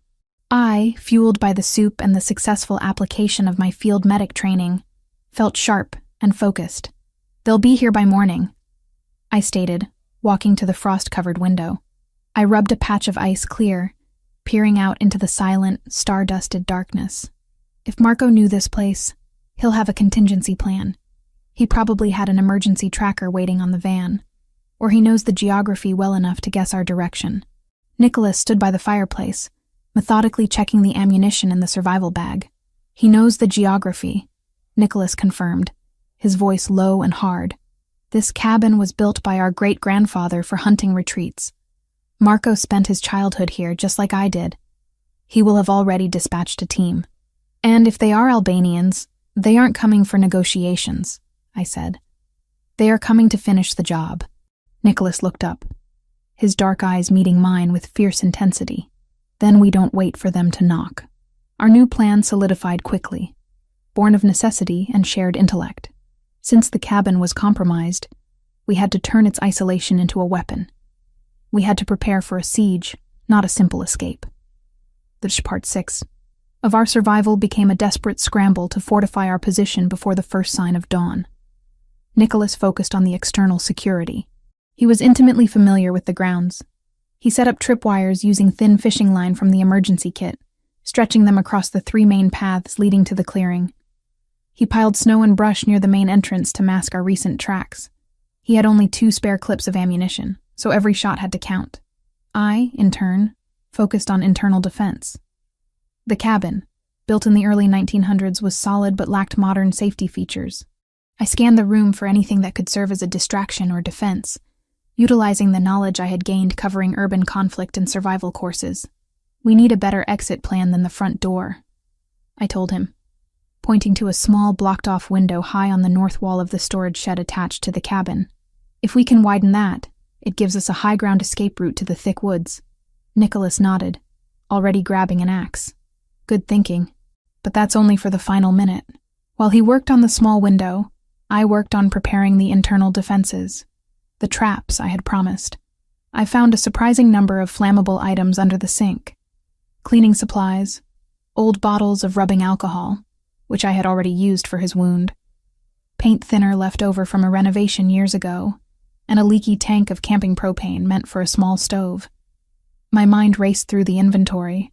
I took the cleaning supplies, ammonia and bleach, and mixed small amounts into several glass bottles, carefully capping them. I knew the mixture wouldn't create anything truly lethal, but the resulting gas, chloramine, would be noxious and blinding, a perfect tactical distraction. I placed these smoke bombs near the entrance and the main window, ready to be tossed. Next, I found the camping propane tank. It was too risky to turn it into an explosive, but the gas itself was flammable. I carefully rerouted the thin hose from the stove unit, running the tip near the main fireplace flue, ready to be uncapped and released should the invaders attempt to use the chimney or force their way through the front door. It was a crude deterrent, highly dangerous, but designed to buy us critical seconds. As I worked, Marco's muffled protest drifted from the next room. His whining was incessant, a constant background noise of self-pity. "You should kill him now," I stated, wiping my hands on a piece of rough burlap. "He's a liability, Nicholas. He knows your mind. He will find a way to signal them, even tied up." Nicholas paused his work on the window frame, the axe resting on his shoulder. "I need him, Chloe. When I bring him back, I need his testimony. I need my capos to see the look on his face when he tells them he betrayed the family. I need to erase any doubt about his guilt. He's my evidence. Your revenge, then," I corrected him softly. "Justice," he countered, the word cold and absolute. "But you're right. I can't let him communicate." Nicholas walked over and stuffed a thick, greasy rag into Marco's mouth, silencing the traitor's screams completely. He checked the ropes again, cinching them tight until Marco's face was purple with rage and terror. He then placed a large, heavy crate directly in front of the locked door, blocking it from the outside. We regrouped by the fireplace, the warmth a central pillar against the encroaching danger. The clock on the small mantelpiece read 4:30 am. "They'll arrive at first light," Nicholas estimated, checking his watch against the rising moon. "They'll think we're sleeping, or too injured to fight back. They'll underestimate us," I said, loading the last of the ammunition clips. I was surprised by my own sense of calm. The fear was still there, but it was metabolized into pure, kinetic energy. I wasn't the helpless journalist anymore. I was a functioning piece of his defense system. Suddenly, a tripwire near the perimeter snapped. The sound was faint, a dry crack swallowed quickly by the vast silence of the woods, but it hit us like a gunshot. "They're here," Nicholas whispered, his hand going instantly to his main weapon. He looked at me, his eyes wide and serious in the firelight. "Get behind the stove. Be ready to throw those bottles the moment I give the word. You are the distraction. I'm the fire." I nodded, moving immediately to my designated position behind the heavy iron stove. The floorboards creaked under my feet. I could feel the cold radiating up from the wood. I lined up the 3 bottles of cleaning chemical mixture, ready. The siege began, not with a bang, but with a calculated, silent breach. We heard the muted crunch of boots on the thick, dry snow surrounding the cabin. They weren't kicking down the door. They were moving tactically, encircling the cabin, checking the windows. I peered through the edge of the curtain, straining to see. I couldn't spot them, but I could hear them. Faint whispers in Albanian, the metallic click of a weapon being readied. Nicholas moved like a phantom, shifting from the cover of the fireplace to the cover of the wooden table. He waited until the footsteps converged on the main entrance. "Now," he ordered, his voice barely audible. I tossed the first bottle through the broken corner of the main window. It shattered on the ground outside, and a thin, acrid plume of vapor immediately began to rise. I tossed the second one immediately after, closer to the main entrance. The Albanians, thinking it was a smoke bomb or tear gas, reacted instantly. Their synchronized movement broke. I heard shouts, coughs, and the sound of men scrambling backward, covering their faces. That was Nicholas's cue. He fired 2 precise shots through the thick wooden walls near the window, aiming for the area where the shouts originated. The bullets penetrated the logs, and I heard the satisfying thud of bodies hitting the snow outside. The response was immediate and overwhelming. They unleashed a volley of gunfire aimed at the windows and the front door, shattering the remaining glass, embedding slugs into the thick logs of the cabin. The noise was deafening, amplified by the close confines of the small clearing. "Back!" Nicholas roared, pulling me down behind the heavy stove. The air filled with the stench of gunpowder and splintered wood. The cabin was being systematically shredded. We were trapped. "The propane!" I shouted over the noise, pointing to the hose near the fireplace. "Ignite the gas! Too risky. The whole cabin goes. We die either way. Do it now. The north window." Nicholas understood the desperate logic. He grabbed a burning log from the fireplace. He had 2 seconds before they reloaded and breached the door.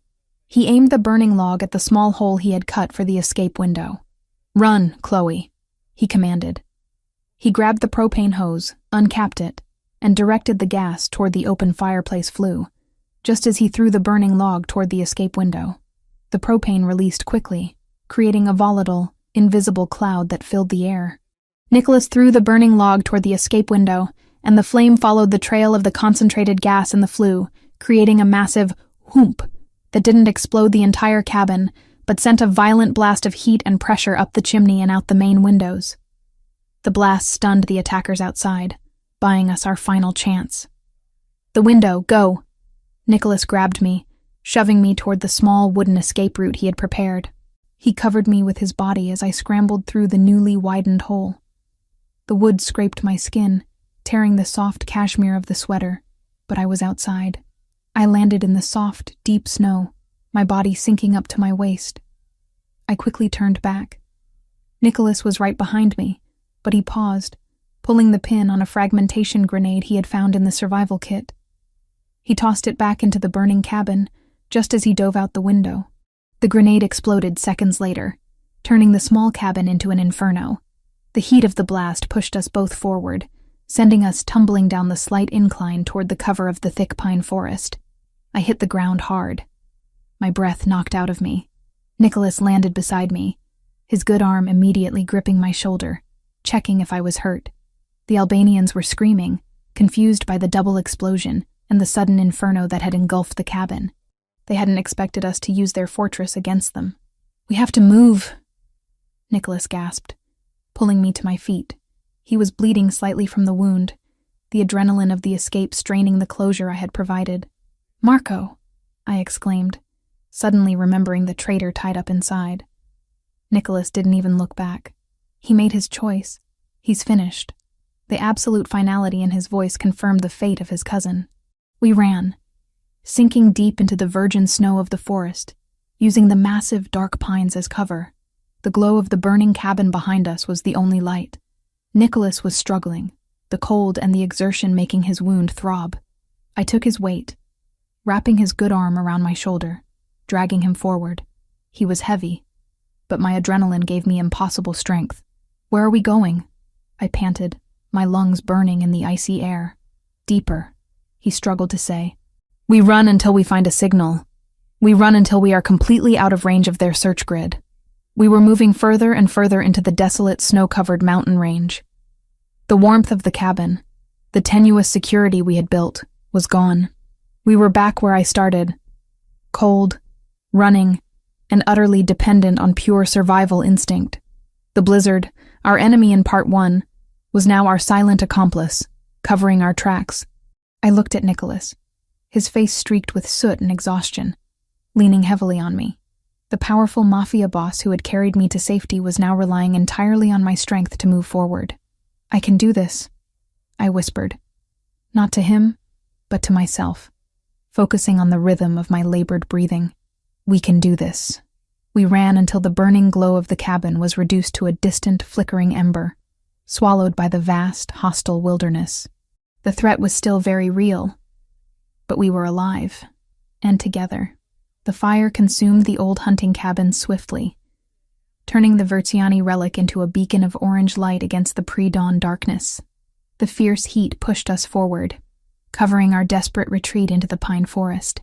Nicholas and I ran until the flames were just a flickering memory on the horizon, until the only sound was the rasping of our own breaths and the crunch of our boots on the untouched snow. I had Nicholas's good arm draped across my shoulders, taking the majority of his weight. His wound, patched crudely with adhesive, was protesting the exertion, but he didn't complain. His silence was not weakness. It was focus. My own lungs burned with the icy air, but the primal need to survive lent me a fierce, unnatural strength. The fear of freezing, which had driven me into his car in Part 1, was now channeled into pulling us both to safety. We ran for what felt like an eternity, crossing frozen streams and scrambling over snow-covered fallen logs, until we reached a high ridge where the trees thinned. We collapsed there, out of breath, hidden by a thicket of scrub pine. "We stopped," I gasped, tasting copper and pine in my mouth. "Too slow to run, too exposed to stay," Nicholas managed, his voice a low, ragged rasp. He slid down the trunk of a tree, his head resting against the rough bark. He closed his eyes for a moment, marshalling his strength. "We need to contact Marco's successor, the loyal ones." This was the core of Mitoner. Part 7. The turning point where the immediate physical threat was replaced by the strategic threat, and the alliance had to be formalized. My hand immediately went to the pocket where I'd concealed the small USB drive. "We need to use a channel they won't expect. Marco knew your security protocols. Any encrypted line or satellite phone you left behind in the city is already compromised, or will be watched by the Albanians." "I agree," Nicholas said, opening his eyes. They were dark, intense, and utterly resolute. "We need an analog approach, a signal that only the loyal will recognize." We discussed the capos who remained loyal, Thomas DeLuca in Philadelphia and Joseph Santoro in Boston. Nicholas, with his precise knowledge of his organization, dismissed the younger capos as too prone to panic, and the older ones as too slow to react. DeLuca was the key, pragmatic, loyal, and ruthless enough to act without explicit authorization. DeLuca won't come just because I call, Nicholas explained, shaking his head. He needs proof. He needs to see Marco's betrayal with his own eyes. And he needs to know that the information came from a source I trust implicitly. Then we bring Marco to him, I stated. Nicholas looked at me. Marco is dead, Chloe.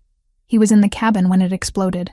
The Albanians will assume that, I said, a cruel, pragmatic grin touching my lips. But we didn't see the body. The fire will have destroyed the evidence. We tell DeLuca that Marco is alive and that we have him. It's the only thing that will mobilize his fear and his loyalty. Nicholas studied me, impressed by the quick tactical thinking. You're thinking like a strategist, not a journalist. I'm thinking like someone who doesn't want to get caught, I corrected him. We need to find a way to the nearest town. I can use a payphone or a public internet cafe to send a coded message. No traceable comms. We waited for the first faint streaks of purple and gray to appear on the eastern horizon. The blizzard was over, leaving behind a world encased in thick, blinding snow. The cold was still punishing, but the immediate threat of a pursuing team was gone, their efforts hampered by the same white silence that protected us. We continued our exhausting trek for another hour until we hit a seldom-used logging trail. The trail led, thankfully, downhill. It was on this trail that we saw the first sign of civilization, a dilapidated, abandoned pickup truck half buried in a snowdrift. Nicholas used a large rock to smash the lock on the passenger door.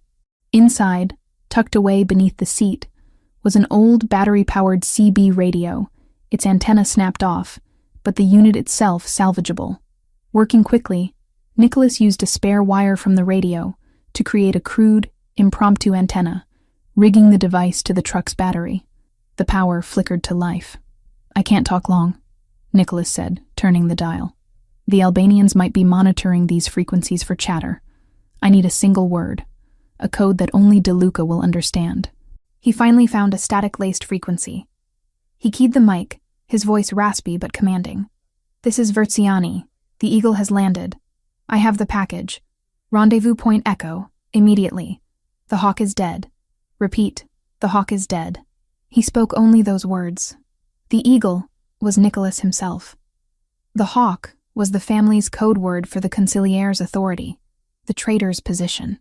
He gave a coded geographical coordinate, Echo, that only Thomas DeLuca would know from decades of contingency planning. He didn't mention Marco's name. He slammed the CB radio down, pulling the wires loose and smashing the unit. That's done. Now we wait. We waited for 3 tense hours, hidden in the brush, watching the logging trail. The sun finally broke through the clouds, bathing the frozen landscape in blinding white light. Nicholas was growing restless, his wound occasionally seeping blood onto his exposed chest. Finally, we heard it, the low, powerful rumble of heavy machinery approaching the trail. Not one vehicle, but 3. Nicholas grabbed his weapon, pulling me down low into the snow. This is it, Chloe. If it's not DeLuca, they'll kill us both. The convoy stopped. 3 black, heavily armored SUVs, identical to Nicholas's, emerged from the tree line. The doors opened simultaneously. It was Thomas DeLuca, tall, imposing, and his face a mask of shock and fierce relief. He was surrounded by his own loyal men. "Nicholas!" DeLuca shouted, rushing toward us, ignoring the snow. Nicholas rose slowly, leaning heavily on the tree trunk. The sight he presented, bloody, exhausted, leaning on a homeless woman in a cranberry sweater, was a shocking contrast to the impeccable boss DeLuca expected. "Thomas?" Nicholas acknowledged, his voice strained. "The Hawk is dead, but I have the package." DeLuca's eyes immediately went to me, then back to Nicholas. "Who is she?" "This is Chloe," Nicholas said, stepping slightly in front of me, a protective gesture that was as instinctive as it was fierce. "She found the snake. She saved the summit. She is Versiani intelligence now." DeLuca's confusion was evident, but his loyalty was absolute. "We're compromised here. The Albanians are mobilizing. We need to go back to Boston. Santoro is waiting." "Before we go," Nicholas said, pushing past me, walking toward the logging trail. "I need proof." The moment was taut with drama. Nicholas walked to a spot on the trail and used his boot to kick snow away from a large, flat rock. Beneath the rock, he had placed the small USB drive I had given Daniel in Part 4, which Daniel had returned to Nicholas upon meeting him at the summit. "This drive has everything," Nicholas said, handing the drive to DeLuca. "The transfers, the communication logs. It links Marco's account directly to the Albanian network. He sold us the moment I was elected Don." DeLuca took the drive. The weight of the tiny object seemed immense. He looked from the drive to the massive plume of smoke still rising in the distance where the cabin had burned, then back to the exhaustion and blood on Nicholas's face. "My God, Nicholas," DeLuca muttered, shaking his head. "He was family. He was a traitor," Nicholas stated, the wound in his shoulder forgotten. "Now, we bring the matter to the capos. I want a meeting, tonight. The Albanians think I'm dead, and they think Marco is their informant. We use this lull in the war." DeLuca nodded, his face hardening with cold resolve. He looked at me again, this time with a glint of respect. "She risks everything for the truth. Nicholas, you found yourself a warrior. She belongs to me," Nicholas stated, the possessiveness returning, stark and non-negotiable, despite the circumstances. He walked back to me, taking my hand and pulling me toward the lead SUV. I didn't flinch from the possessiveness. I accepted it. In this world of chaos, his control meant my security. I had found the largest, fiercest predator in the jungle, and I had proven my worth not by submission, but by skill. I had earned my protection. I climbed into the back of the armored SUV, the heavy door closing with a solid, reassuring thud. Nicholas climbed in beside me. DeLuca took the front passenger seat. The convoy began its long, careful descent toward the main highway, leaving the desolate logging trail behind. I leaned back against the plush leather, exhausted, but supremely alive. The war wasn't over, but the battle for control of the Versiani family had just been won on a freezing, snow-covered ridge, thanks to a woman who had broken into a car for warmth and a journalist's memory. The Albanians were now scrambling, unsure if their traitor was alive, and unaware that the man they thought was dead was preparing his final counterattack. I looked at Nicholas. He was staring out the window, his hand resting on his thigh, the knuckles white. He turned to me and gave the faintest, briefest nod of acknowledgement. We were safe. The next phase, the inevitable reckoning, could now begin. The air in the penthouse office was thick with the scent of ozone and freshly printed paper, a distinct contrast to the cold, pine smoke-laced air of the cabin 3 months prior. The blizzard had long since melted, leaving New York City bright and bustling with the aggressive energy of a late spring. I sat at a custom-built, crescent-shaped console in the East Suite office, now formally designated the Versiani Strategic Intelligence and Media Command Center, my domain. I was no longer Chloe Evans, the homeless, desperate journalist. I was Chloe Evans, Director of Strategic Intelligence for the Versiani Corporation. My life had transformed from a constant struggle for survival into a meticulous exercise in managing power. My days were no longer spent chasing deadlines or avoiding eviction, but coordinating international data streams, monitoring rival organizations, the Russians, the Sinaloa cartel, and, most importantly, insulating Nicholas's legitimate businesses from any unwanted government scrutiny. The past 3 months had been a relentless, strategic blur. Nicholas, having used the evidence from the USB drive to expose Marco's betrayal, had convened an emergency meeting with his loyal capos and the heads of the other families. The sight of a bloodied, furious Nicholas Versiani presenting irrefutable proof of the Albanian-led assassination attempt, all validated by a civilian witness, me, had galvanized the commission. Marco had been dealt with swiftly and brutally, his fate sealed by the fire in the cabin and the unanimous vote of the organization. The threat had receded, but the cost had been immense. Nicholas had spent weeks restructuring, eliminating the cells Marco had compromised, and establishing me as his new consigliere of information. I wore an impeccably tailored light gray silk suit today, functional and professional, a world away from the cranberry sweater. I finished reviewing the latest report from the Chicago operation, a complex land deal that Thomas DeLuca was managing, and placed the tablet down with a decisive click. My eyes, once perpetually shadowed by exhaustion, were clear and sharp, focused by my new purpose. I had not become a trophy wife. I had become an architect of his empire's defense. The door to the inner office opened, and Nicholas walked in. He was, as always, flawlessly dressed in a navy suit, his expression composed, but a subtle exhaustion lingered around his eyes. He had been in meetings since dawn, dealing with the political aftermath of the summit attack.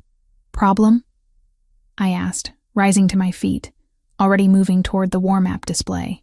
No problem you haven't already anticipated, he replied, running a hand over the back of my neck. A brief, familiar gesture of possessiveness and intimacy. DeLuca is requesting clarification on the zoning permits. It's on your desk. It's already flagged, I confirmed, tapping the screen. He needs to cite Ordinance 407. I wrote the memorandum this morning. He glanced at the screen, a faint, genuine smile touching the corner of his lips. The smile was rare, and when it appeared, it was always directed at my competence. You run this side of the house better than I ran the whole thing, Chloe. I am motivated, I replied simply. Self-preservation is a powerful incentive. Is it still only self-preservation? He murmured, leaning closer. The air around him always held the scent of expensive fabric and control. I looked into his dark eyes, acknowledging the question. Our relationship, born of crisis and fire, was not typical. It was a partnership of equals, albeit one governed by his overarching power. The passion was undeniable, intense, and fueled by the adrenaline of shared survival. But underneath the desire was respect. He valued my mind, not my compliance. It is survival of what we built, I conceded. The Versiani Corporation is now my life's work. Protecting it protects me. That sounds like synergy. He laughed, a low, resonant sound. Synergy, spoken like a true executive. He stepped back, gesturing to the door. Cancel the afternoon analysis. You're done for the day. I have 2 more reports. I said you're done, he reiterated, his tone shifting from partner to Don, a subtle reminder of the final hierarchy. I need you to come with me. Now. He didn't wait for an answer, turning toward the elevator. I quickly grabbed my coat and followed. Arguing with Nicholas Versiani when he used that tone was counterproductive. Acquiescence, when timed correctly, bought greater leverage later. We descended into the sub-basement where his primary fleet was kept. The air was cool, smelling of gasoline and polished metal. The sight of the immaculate garage no longer brought the terror it had 3 months ago. Now, it felt like the armored heart of my home.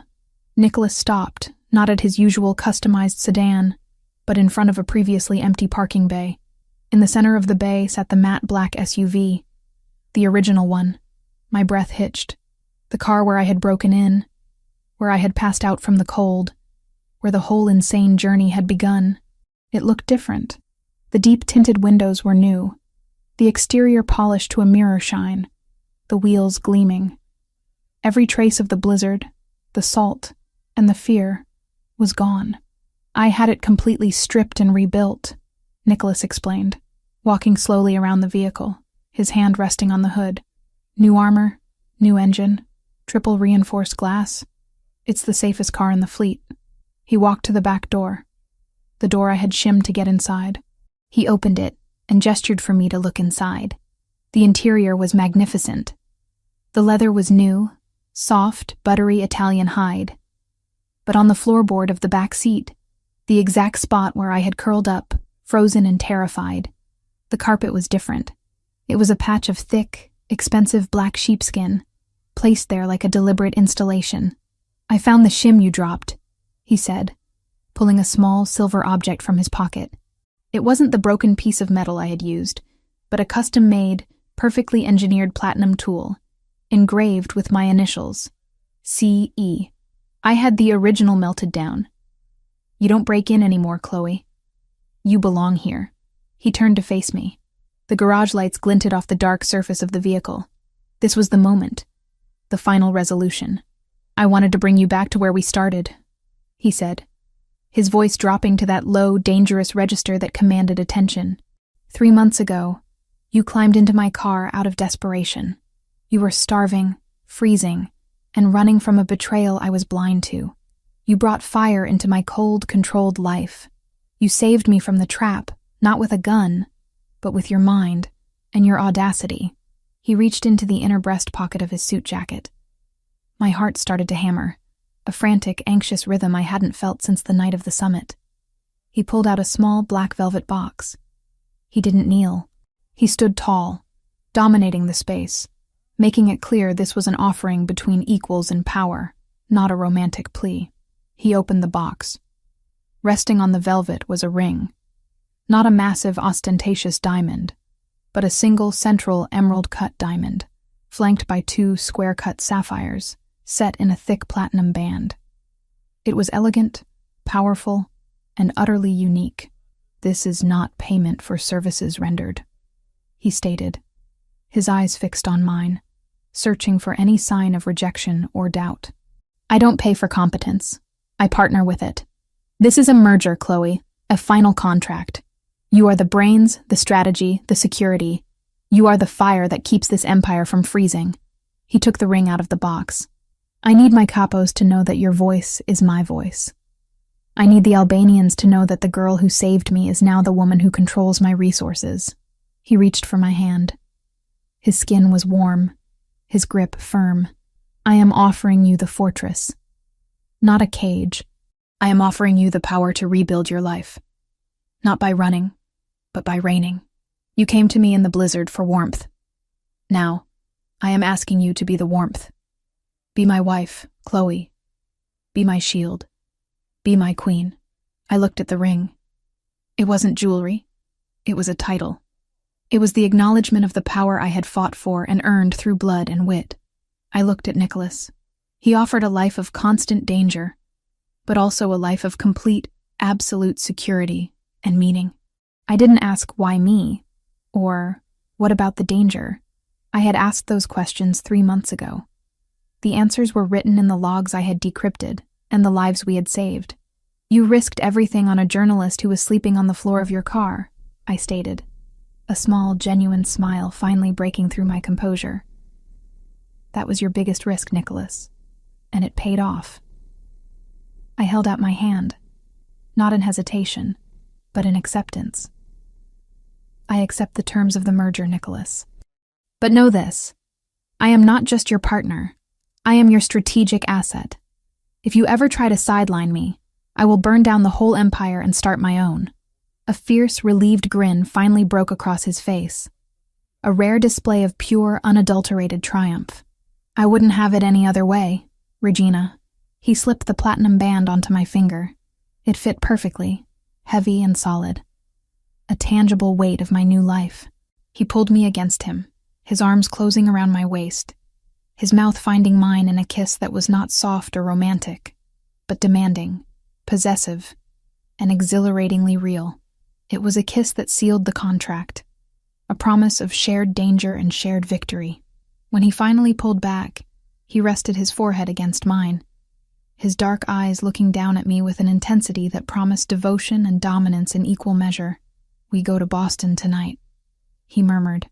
"Thomas DeLuca has arranged a ceremony. The family needs to see us. They need to see their new queen." I looked around the garage, at the original SUV, the starting point of my impossible journey. From a freezing girl desperate for survival to the woman standing in the center of the Verziani Empire. "You brought me home," I acknowledged, wrapping my arms around his neck, finally allowing myself to sink into the absolute safety his body provided. "I found you," he corrected me, his voice a low, final assurance. "In the middle of a blizzard, on the floor of my car, I found the only thing in this world that could ever truly protect me." He scooped me up into his arms, just as he had done on the night he found me. But this time, the gesture was pure pride, not triage. He carried me toward a different, waiting armored car, ready to take me to our future. The snow had melted, but the fire we started was burning hotter than ever. The end.